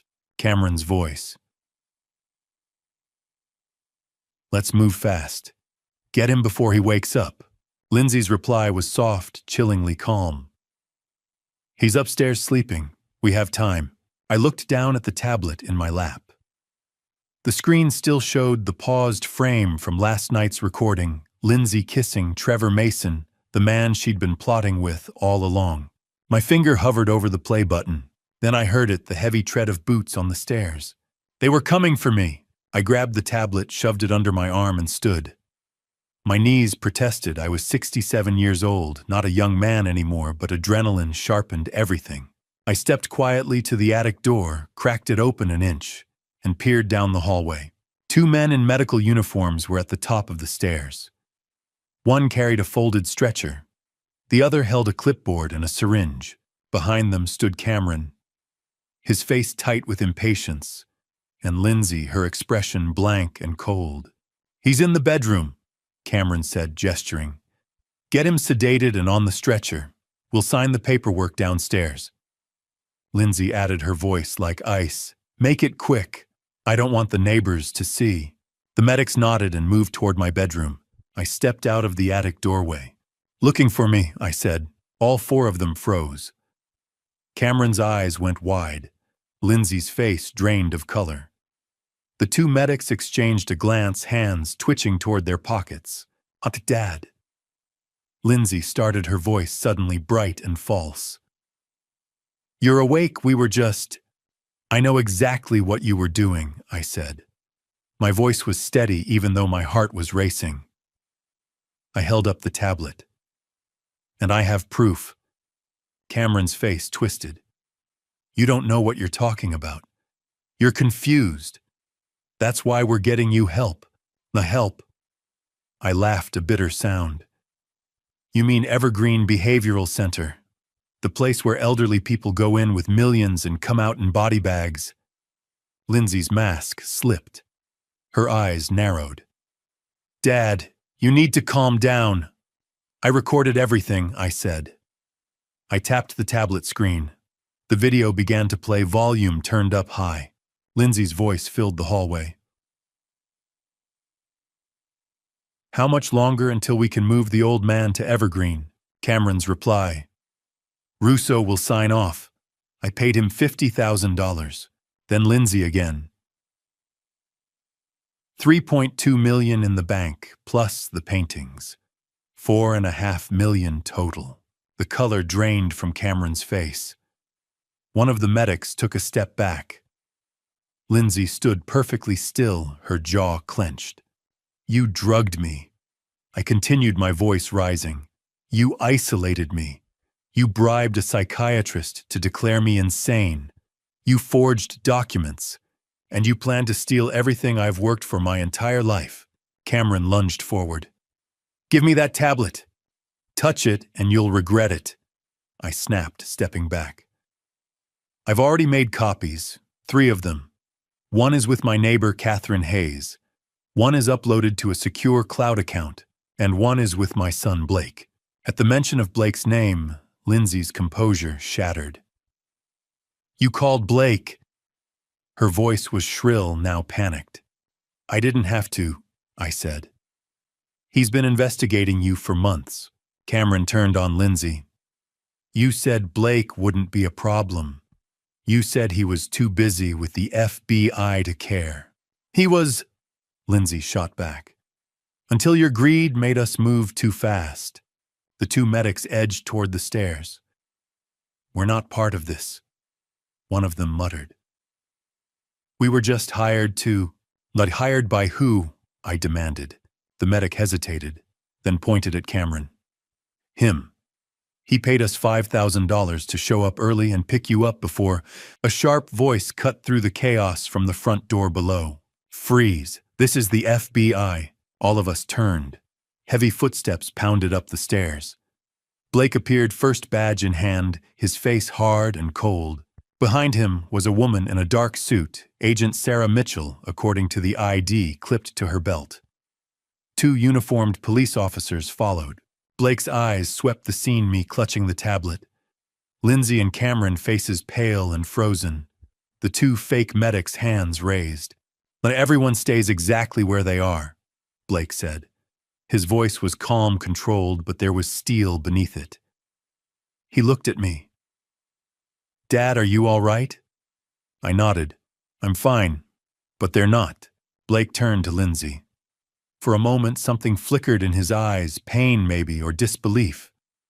Then it was gone, replaced by the cold professionalism of a federal agent. Lindsay Reynolds, he said. Cameron Drake, you're both under arrest for conspiracy to commit fraud, elder abuse, and attempted kidnapping. This is insane, Lindsay shrieked. He's the one who's losing his mind. We were trying to help him. Blake ignored her. He nodded to Agent Mitchell, who stepped forward with handcuffs. The two fake medics were cuffed as well, one of them protesting weakly that he didn't know it was illegal. Cameron tried one last desperate move. Blake, listen to me. Your father is sick. He's been hallucinating. We have a doctor's report. From Dr. Gerald Russo, Blake said coolly. The psychiatrist you paid $50,000 to forge a commitment order. Yeah, we picked him up an hour ago. He's already talking. The room went silent. Blake turned to me. Dad, I need you to come with us. We'll get a full statement and we'll make sure you're safe. I nodded. Then I met Blake's eyes. There's one more person you need to catch. Blake raised an eyebrow. Who? Trevor Mason, I said. He's the one pulling the strings, and I know exactly how to bring him out. Blake's expression sharpened. Tell me, I smiled grimly. Let's just say, he thinks he's about to collect $4.5 million, and he won't be able to resist showing up to claim it. Trevor Mason thought he was untouchable. He was about to learn otherwise. Lindsay and Cameron sat on the sofa in my living room, handcuffed, silent. Agent Sarah Mitchell stood near the front door. Blake turned to me, his expression sharp and focused. Dad, he said. Who is Trevor Mason and how do we find him? I held up Lindsay's phone, the one I'd quietly taken from the hallway table during the confrontation. Trevor Mason is the real mastermind. He and Lindsay have been planning this for 3 years. Cameron was just the tool. Cameron's head snapped up, his face pale. What? I ignored him and looked at Blake. Lindsay was supposed to text Trevor once I was at Evergreen. He's waiting for that signal right now. Blake's eyes narrowed. Then we'll send it. Lindsay's voice was cold and venomous. I won't help you. I smiled grimly. You don't need to help. I already have your phone, and I know your passcode. I watched you type it in 12 times. Her face went white. Cameron leaned forward, his voice bitter and cracking. I'll help. Let Trevor rot in prison for what he's done. Blake nodded. What do you know? He's staying at the Riverside Hotel, Cameron said. Room 412. He's been there for the past week, waiting for Lindsay's signal. Blake turned to Sarah. Call local PD. Wait, I interrupted. I have a better idea. Blake raised an eyebrow. What? I held up Lindsay's phone. We send him the text he's expecting. We tell him it's done, that I'm at Evergreen, and we invite him here to celebrate. Sarah frowned. That's entrapment. It's an invitation, I said. He's free to decline. Blake hesitated for a moment, then nodded. Do it. I unlocked Lindsay's phone and typed carefully, Done. Dad is at Evergreen. Come to the house. We need to celebrate before I leave for the airport. I hit send. Lindsay stared at me, her face twisted with fury. You have no idea what you've just done. I know exactly what I've done, I said quietly. I've stopped you. We waited. Blake positioned Sarah near the front door. He stood in the hallway out of sight. I stayed in the living room watching Lindsay and Cameron. Neither of them spoke. 28 minutes later, the sound of tires crunching on gravel broke the silence. A sleek black sedan pulled into the driveway. The front door opened. Trevor Mason walked in, a bottle of champagne in one hand and a wide, triumphant smile on his face. Lindsay, he called out. We did it. Where's the old man? He stopped mid-stride when he saw me standing in the living room. His smile faltered. Then he saw Lindsay and Cameron handcuffed on the sofa.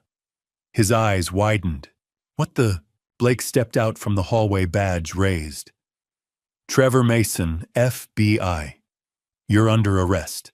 Trevor spun toward the door. Sarah was already there, blocking his path. He lunged left. She tackled him with a swift, practiced motion, slamming him face first onto the hardwood floor. The champagne bottle shattered glass and foam spreading across the entryway. Blake cuffed him, hauled him to his feet, and shoved him into the living room. Trevor's face was red, his breathing ragged. This is insane, Trevor snarled. You can't prove anything. Actually, I said, stepping forward, I can. I held up my tablet and pressed play. The recording was from 3 nights earlier, a phone call between Lindsay and Trevor that I'd captured through the camera hidden in Helen's portrait. Their voices filled the room. Lindsay. What about Cameron, Trevor? Cameron's the fall guy. Once the money's transferred, he's a loose end. Lindsay. What do you mean, Trevor? I mean, accidents happen. Car trouble, health issues, whatever. Clean and simple. Lindsay. You're talking about making him disappear, Trevor. I'm talking about making sure he can't connect us to anything. Do you want to spend the rest of your life looking over your shoulder? Lindsay, no. Trevor, then trust me. The recording ended. Cameron's face went from pale to ghost white. He turned to Lindsay, his voice shaking. You were going to kill me. Lindsay's mouth opened, but no words came out. Cameron lunged at her with a roar of rage. Blake caught him, shoving him back onto the sofa. Stay down, Trevor laughed, a cold, ugly sound. That recording won't hold up in court. It's inadmissible. What you're about to hear is the darkest secret of all. But first type "finish him" in the comments if you want to see Trevor brought to justice. I need to know you're still with me. Also, a quick note. This next part includes some fictionalized details. If that's not your thing, feel free to stop here. All right, here we go. Blake looked at him calmly. Maybe. But conspiracy to commit murder gives me probable cause to dig deeper into your life. And I'm very good at digging. Sarah glanced at her phone, then looked up sharply. Blake, Trevor Mason has an outstanding warrant out of Nevada, 2019. Elderly fraud, same pattern. Blake's expression hardened. How similar. 72-year-old widow, $4 million. She was committed to a mental health facility. Sarah paused. She died there 6 months later. Everyone in the room turned to stare at Trevor. I stepped closer to him. So you've done this before. Trevor met my eyes, his smile cold and reptilian. Allegations. Never proven. We'll prove this one, Blake said. I turned away from Trevor and looked at Lindsay. She was crying now, tears streaming down her face. "I'm Dad," she whispered. "I'm sorry. I'm so sorry." "Sorry doesn't fix this," I said quietly. "I loved you. I gave you everything. And you sold me out for money. Dad, please. The daughter I loved," I said. "She's dead." Lindsay's face crumpled. Blake and Sarah led all three of them out. Trevor in one police car, Lindsay in another, Cameron in a third. I watched from the doorway as the red and blue lights faded down the street. A soft voice spoke behind me. "Walter, are you all right?" I turned. Catherine Hayes stood at the edge of my driveway, her face lined with concern. "I'm all right now, Catherine," I said. "Thank you." She nodded and squeezed my hand. "If you need anything, I know where to find you." She smiled gently and walked back toward her house. I stood alone in the doorway as dawn broke over the horizon. The house was silent, empty. For the first time in months, I could breathe. But as the police cars disappeared around the corner, I realized something. This still wasn't over. There was still Dr. Russo, still Evergreen Behavioral Center, still a system that preyed on the elderly and vulnerable. Justice had been served today, but there was more justice that needed to be done. With Lindsay, Cameron, and Trevor in custody, Blake turned his attention to the real monster, Evergreen Behavioral Center. 3 days after the arrests, a convoy of black SUVs and unmarked sedans rolled up to the sprawling Evergreen facility on the edge of town. FBI agents in tactical vests stormed through the front doors. Badges held high warrants in hand. I wasn't there. Blake had insisted I stay home and rest, but he called me that evening to fill me in. "Dad," he said, his voice tight. "What we found, it's worse than we thought." I sat in my living room, the phone pressed to my ear. "How bad?" "There are 32 patients currently housed at Evergreen. 28 of them are showing signs of severe overmedication. Sedatives, antipsychotics, hallucinogens, all administered without proper consent or medical justification." He paused. "Financial records show $47 million in patient fees collected over the past 5 years. I felt the blood drain from my face. 47 million. Dr. Russo kept meticulous records, Blake continued. Names, dollar amounts, kickback percentages. He received 15% of every patient's assets as his cut. The rest was funneled through a network of shell companies and offshore accounts. "How many victims are we talking about?" I asked quietly. "At least 50, Blake said. Some died at Evergreen. Some were released after their money ran out, penniless, broken, with nowhere to go." His voice hardened. "That your case blew the whole thing wide open." I closed my eyes. 50 people. 50 families destroyed just like mine almost was. "Where's Russo now?" I asked. "We picked him up an hour ago." Dr. Gerald Russo sat in an FBI interrogation room. His expensive suit rumpled his face, pale and slick with sweat. Blake and Agent Sarah Mitchell sat across from him, a thick file folder between them. "I want my lawyer," Russo said, his voice tight. Blake leaned back in his chair. "You're going to need a good one. Conspiracy, fraud, elder abuse, falsifying medical records, just for starters." "I was simply performing evaluations," Russo said stiffly. "My medical judgment is protected." "Well, you signed commitment orders for over 50 people in 5 years," Blake interrupted. "All of them coincidentally wealthy. That's not medicine, Dr. Russo. That's organized racketeering." Russo's mouth tightened. He said nothing. Sarah slid a document across the table. "This is the evaluation you performed on Walter Reynolds last Friday." You diagnosed him with severe delusions, paranoid psychosis, and auditory hallucinations. Yet your own notes show he answered every cognitive question correctly. Blake leaned forward. You also backdated the paperwork to make it look like you'd been treating him for weeks. That's falsifying federal documents. Russo's lawyer arrived 20 minutes later. By then, the damage was done. The investigation spread like wildfire. Within a week, Richard Crane, the lawyer who had drafted the fraudulent power of attorney documents, was arrested at his downtown office. He tried to claim he was merely following his client's instructions, but the FBI found emails linking him directly to Dr. Russo and Evergreen's financial network. Victor Ashford, the art dealer who had promised to fence my paintings on the black market, was picked up at his gallery. A search warrant uncovered a ledger documenting decades of stolen and fraudulently obtained artwork. He'd been Cameron's contact and Trevor's before that.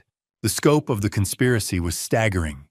6 people arrested, 50 victims identified, $47 million stolen.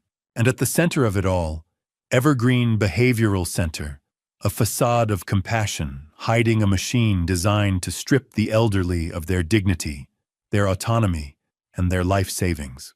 Blake asked me to give a full deposition to the FBI. I spent 2 days in a federal building recounting every detail: the cameras, the drugs, the isolation, the forged documents, the recordings I'd captured. I handed over every video file, every audio clip, every scrap of evidence I'd gathered from my attic studio. "This is the most comprehensive victim testimony I've ever seen," Blake told me. "It's going to be the backbone of the prosecution, but I wasn't the only one willing to testify." Robert Klein, the man whose mother Margaret had died at Evergreen, drove 3 hours to meet me at a coffee shop near my house. He was tall, gray-haired, his face lined with grief that had never fully healed.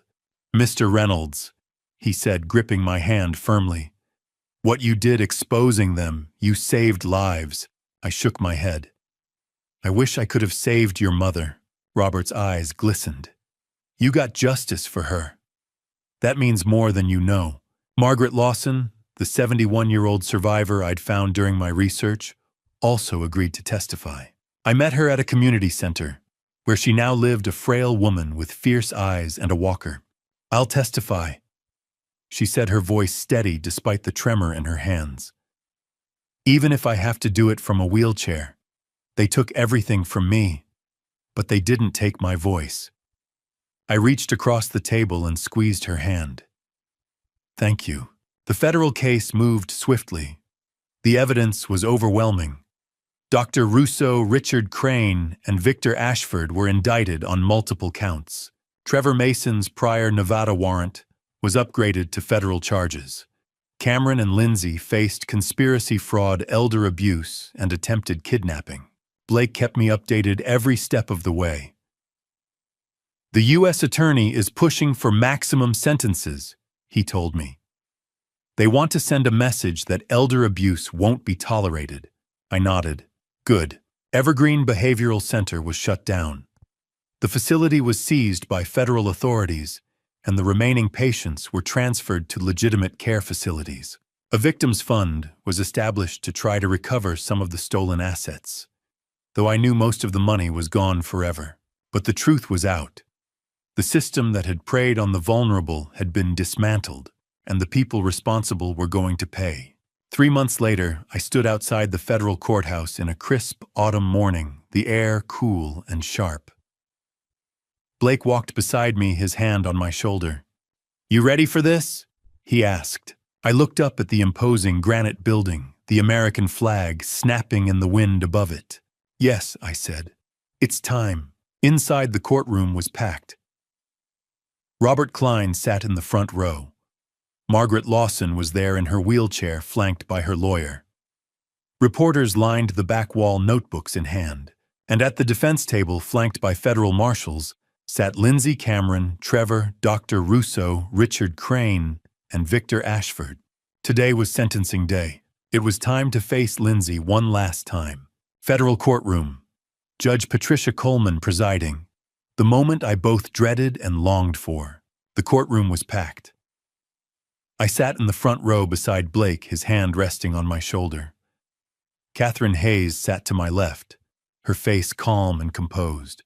Behind us, Robert Klein, Margaret Lawson in her wheelchair, and dozens of other victims and their families, people whose lives had been shattered by the conspiracy we'd exposed. At the defense table sat all 6 defendants: Lindsay Cameron, Trevor Mason, Dr. Gerald Russo, Richard Crane, and Victor Ashford. Each had pled guilty. The evidence had been too overwhelming to fight. Today was sentencing.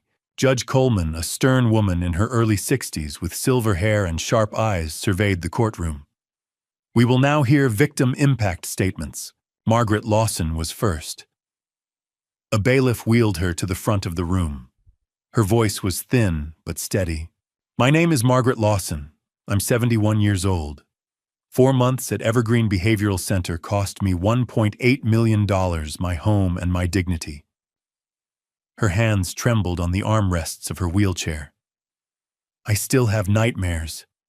I wake up thinking I'm back there drugged and helpless. These people are predators.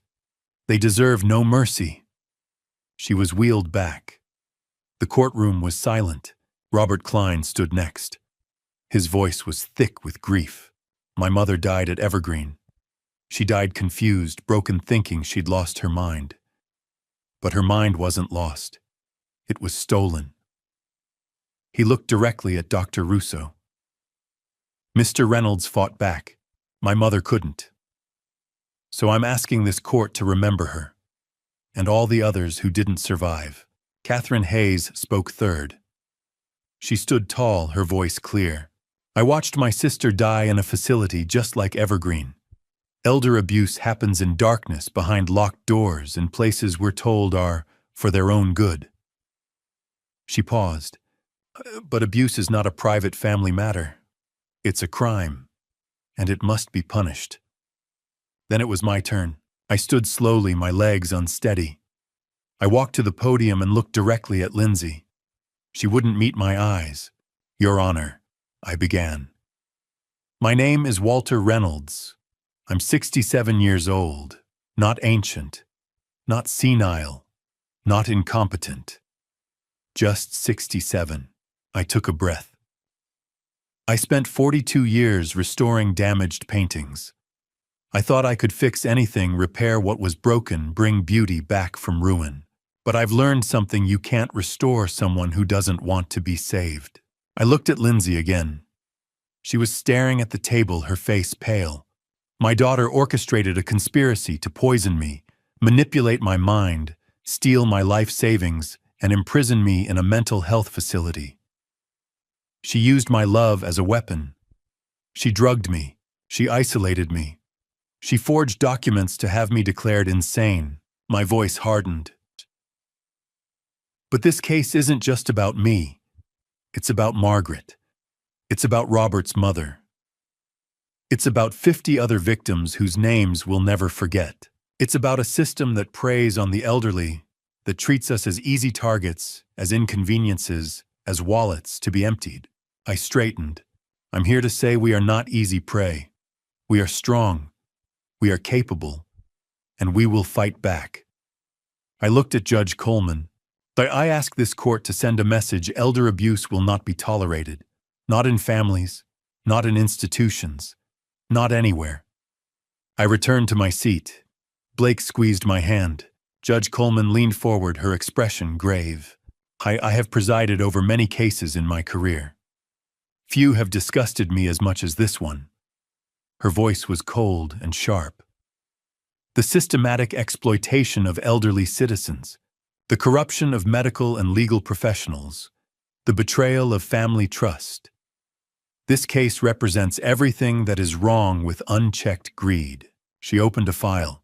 Dr. Gerald Russo, you violated your oath as a physician. You turned your practice into a criminal enterprise. I sentence you to 18 years in federal prison and permanent revocation of your medical license. Russo's face went white. Richard Crane, you used your legal expertise to forge documents and facilitate fraud. 12 years in federal prison. You are hereby disbarred. Crane looked down. Victor Ashford, 10 years for conspiracy and trafficking stolen property. Cameron Drake, you participated in a plot to drug isolate and defraud your own father-in-law. 15 years in federal prison for elder abuse fraud and conspiracy. Cameron closed his eyes. Trevor Mason, you have a history of preying on the vulnerable. You conspired to defraud Mr. Reynolds and plotted to murder Cameron Drake. 22 years in federal prison. Trevor's jaw tightened. Judge Coleman paused. Then she looked at Lindsay. Lindsay Reynolds. You were the architect of this conspiracy. You betrayed your own father, the man who raised you, loved you, trusted you. You showed no remorse. You weaponized his grief over your late mother. You planned to have him drugged, imprisoned, and stripped of everything he had worked for his entire life. Lindsay's shoulders shook. I sentence you to 24 years in federal prison. Lindsay's head snapped up. No, please! Additionally, Judge Coleman continued, all assets connected to this conspiracy are hereby seized and will be liquidated to provide restitution to the victims. Evergreen Behavioral Center is permanently closed. Its assets will be sold and distributed accordingly. The gavel fell. Lindsay turned to me, tears streaming down her face. Dad, I'm sorry. Please. I looked away. The marshals stepped forward, cuffing each defendant. One by one, they were led out of the courtroom. Lindsay was last. She stopped at the door, looking back over her shoulder. Dad, please, say something. I met her eyes for one final moment. I have nothing left to say to you. Her face crumpled. The marshal guided her through the door, and she was gone. Blake's arm wrapped around my shoulders. Let's go home, Dad. I nodded. Outside the courthouse, the autumn sun was warm on my face. Robert Klein shook my hand. Margaret Lawson squeezed my arm. Catherine walked beside me to Blake's car. Justice had been served. The predators had been caged. The victims had been heard. It was over. But as I climbed into the passenger seat and watched the courthouse fade in the rearview mirror, I realized something. My life, the one I'd fought so hard to protect, had to begin again. The house on Hillcrest held too many ghosts. 3 weeks after the sentencing, I walked through the empty rooms one last time. The police had removed Lindsay and Cameron's belongings months ago. The furniture was gone. Only the echoes remained: Helen's laughter in the kitchen, Lindsay's childhood footsteps on the stairs, the weight of betrayal pressing against every wall. I couldn't heal here. A young family bought the house, a husband, wife, and 2 small children. The wife stood in the living room, her face bright with plans. This house has such character, she said. I smiled. It was my wife's dream home. Take care of it. Before I left, I took down Helen's portrait. I carefully removed the tiny camera hidden behind her left eye, the camera that had captured everything that had saved my life. I didn't need it anymore, but I kept the painting. Blake helped me move into a smaller 2-bedroom apartment near his family. 1 bedroom became my new studio, brighter, more open, flooded with natural light. Helen's portrait hung in the living room, her steady gaze watching over me. Robert Klein visited a month later. He sat across from me in my small kitchen, his face lighter than I'd ever seen it. Because of you, my mother's money is being returned, he said. Not all of it, but enough. What will you do? I asked. Start a foundation in her name to help other victims of elder abuse. He leaned forward. Would you join the board? I felt something warm expand in my chest. I'd be honored. Margaret Lawson sent me a card shortly after. You gave me back my life. I'm 71, not done yet. Time to live again. Evergreen Behavioral Center was demolished. The 28 patients still housed there were transferred to legitimate facilities.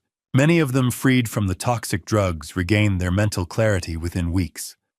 The property was sold, and the proceeds went into a victim restitution fund. I found new purpose. I began volunteering at the community center, teaching art restoration to seniors. I offered free restoration work to low-income families and abuse survivors. I became an advocate, a guest speaker at town halls and senior centers. "You're never too old to fight back," I told audiences, and I meant it. I spent more time with Blake's children. My granddaughter Emma, 9 years old, sat beside me in my studio one afternoon, watching me work on a damaged landscape. "Grandpa, why do you fix old paintings?" she asked. I set down my brush and looked at her. "Because broken things can become beautiful again. If you're patient. If you truly care." She nodded solemnly. "Like people?" "Yes," I said softly. "Like people." 1 year after the trial, December 2025, a postcard arrived. I was in my studio when Blake dropped off the mail. The postcard was plain institutional. The return address read, Federal Correctional Institution, Danbury. From Lindsay. I stared at it for a long time before I read it. "Dad, I know you probably won't read this, but I need to say it anyway. I'm sorry. I was wrong. I was greedy, selfish, and cruel. Prison gives me a lot of time to think about what I destroyed. I don't expect forgiveness. I don't deserve it. But I want you to know I remember everything you taught me. About second chances. About restoring broken things. I'm trying to fix myself. It might take 24 years. It might take a lifetime. But I'm trying. I love you. I always loved you. I just forgot how to show it." Lindsay. I read it 3 times. Part of me wanted to throw it away. Burn it. Forget she had ever existed. But another part, the part that had raised her, painted with her, loved her, felt something. Not forgiveness. Not yet. Maybe never. But acknowledgement. She was trying. Maybe that was enough for now. I didn't reply. But I kept the postcard. I placed it in a small wooden box, along with a few childhood photos of Lindsay and some old drawings she'd made as a girl. I'm not ready to forgive, I thought. But I'm also not ready to completely let go. Someday, maybe. Or maybe not. And that's okay. I thought about the past year. I had testified in 3 other elder abuse cases. The foundation Robert and I started had helped 15 families. Margaret and I met for coffee every week. I had restored 23 paintings this year, all for people who couldn't afford to pay. My relationship with Blake was stronger than ever. My grandchildren loved me. I had purpose again. Blake arrived that evening with Emma and her younger brother. Grandpa, Emma called running into the studio. "I wrote an essay about you at school." I smiled. "About me." "What did you write?" "About how brave you are." "My teacher said courage isn't not being afraid. It's being afraid, but doing the right thing anyway." Tears stung my eyes. "Your teacher is very wise." Blake rested a hand on my shoulder. "You okay, Dad?" I nodded. "I'm more than okay. For the first time in 2 years, I'm truly happy." Later that night, after Blake and the children left, I stood alone in my studio. Sunlight poured through the window. Helen's portrait gazed down at me, serene and watchful. I picked up my brush and whispered, "We made it through, my love. We're home." I turned back to the easel and continued painting. I'm 68 years old now. Not ancient, not elderly, not an old man, just 68. And I've learned broken things can heal. Damaged art can be restored. Trust can be rebuilt, maybe not with the old people, but with new ones. Time moves on, so do I. If you've stayed with me until now, I want to leave you with this. My family story taught me that blood doesn't always mean loyalty. Sometimes the people closest to you can become strangers. But that doesn't mean you stop fighting. It doesn't mean you give up. I'm 68 years old. I survived because I refused to be a victim. But I also learned something harder. Dad, revenge isn't about anger, it's about justice. It's about standing up when the world expects you to sit down. My dad, revenge wasn't bitter. It was necessary. It was protecting not just myself, but 50 other families who couldn't fight back. Looking back on this family story, I see now I should have asked for help sooner. I should have trusted Blake earlier. I should have spoken up the moment I felt something was wrong. Don't be like me. Don't wait until you're cornered. Don't let pride or shame keep you silent. God gave me the strength to survive when I thought I had none left. He put Catherine, Robert, Margaret, and Blake in my path when I needed them most. I believe broken things can heal, not because they're perfect again, but because they're still standing. To anyone listening who feels trapped, forgotten, or invisible, you are not too old, too weak, or too broken to fight back. Your voice matters. Your life matters. This family story, My Dad Revenge, isn't just mine. It belongs to every person who has ever been underestimated. If this moved you, please share it. Leave a comment about your own experience or someone you know. Subscribe so more people can hear these stories. Together we can shine light into the darkness. Thank you for walking this journey with me to the very end. Disclaimer: this narrative contains fictionalized elements created for educational and awareness purposes. If this content isn't suitable for you, please feel free to explore other stories that better fit your preferences.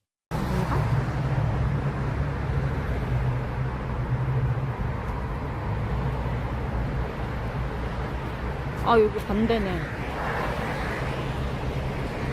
여긴가 보다. 뽑으라고? 이거밖에 없는데? 핸드폰밖에 안 갖고 왔어.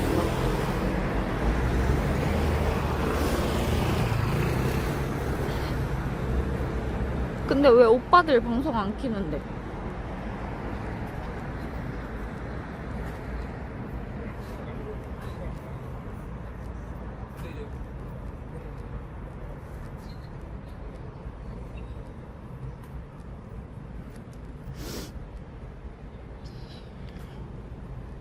중국인 같이 생겼다고? 그런 얘기 많이 들었어. 내가 눈이 좀 그렇게 생겼나봐. 서울 가서 여자 만난다고? 강군 오빠?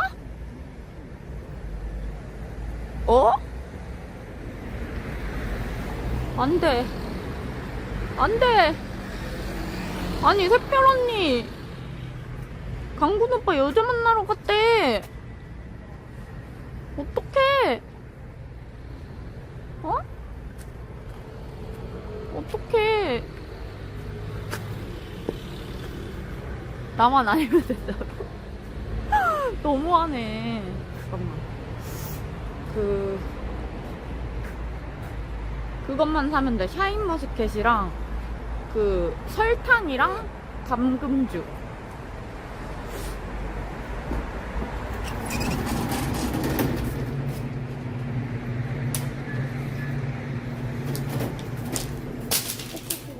두 개 들었어. 끼가.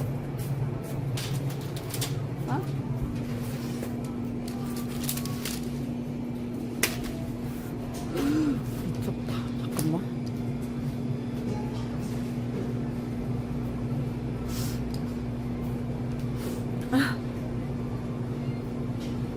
술 먹방? 잠깐만. 이거 봐, 미쳤어.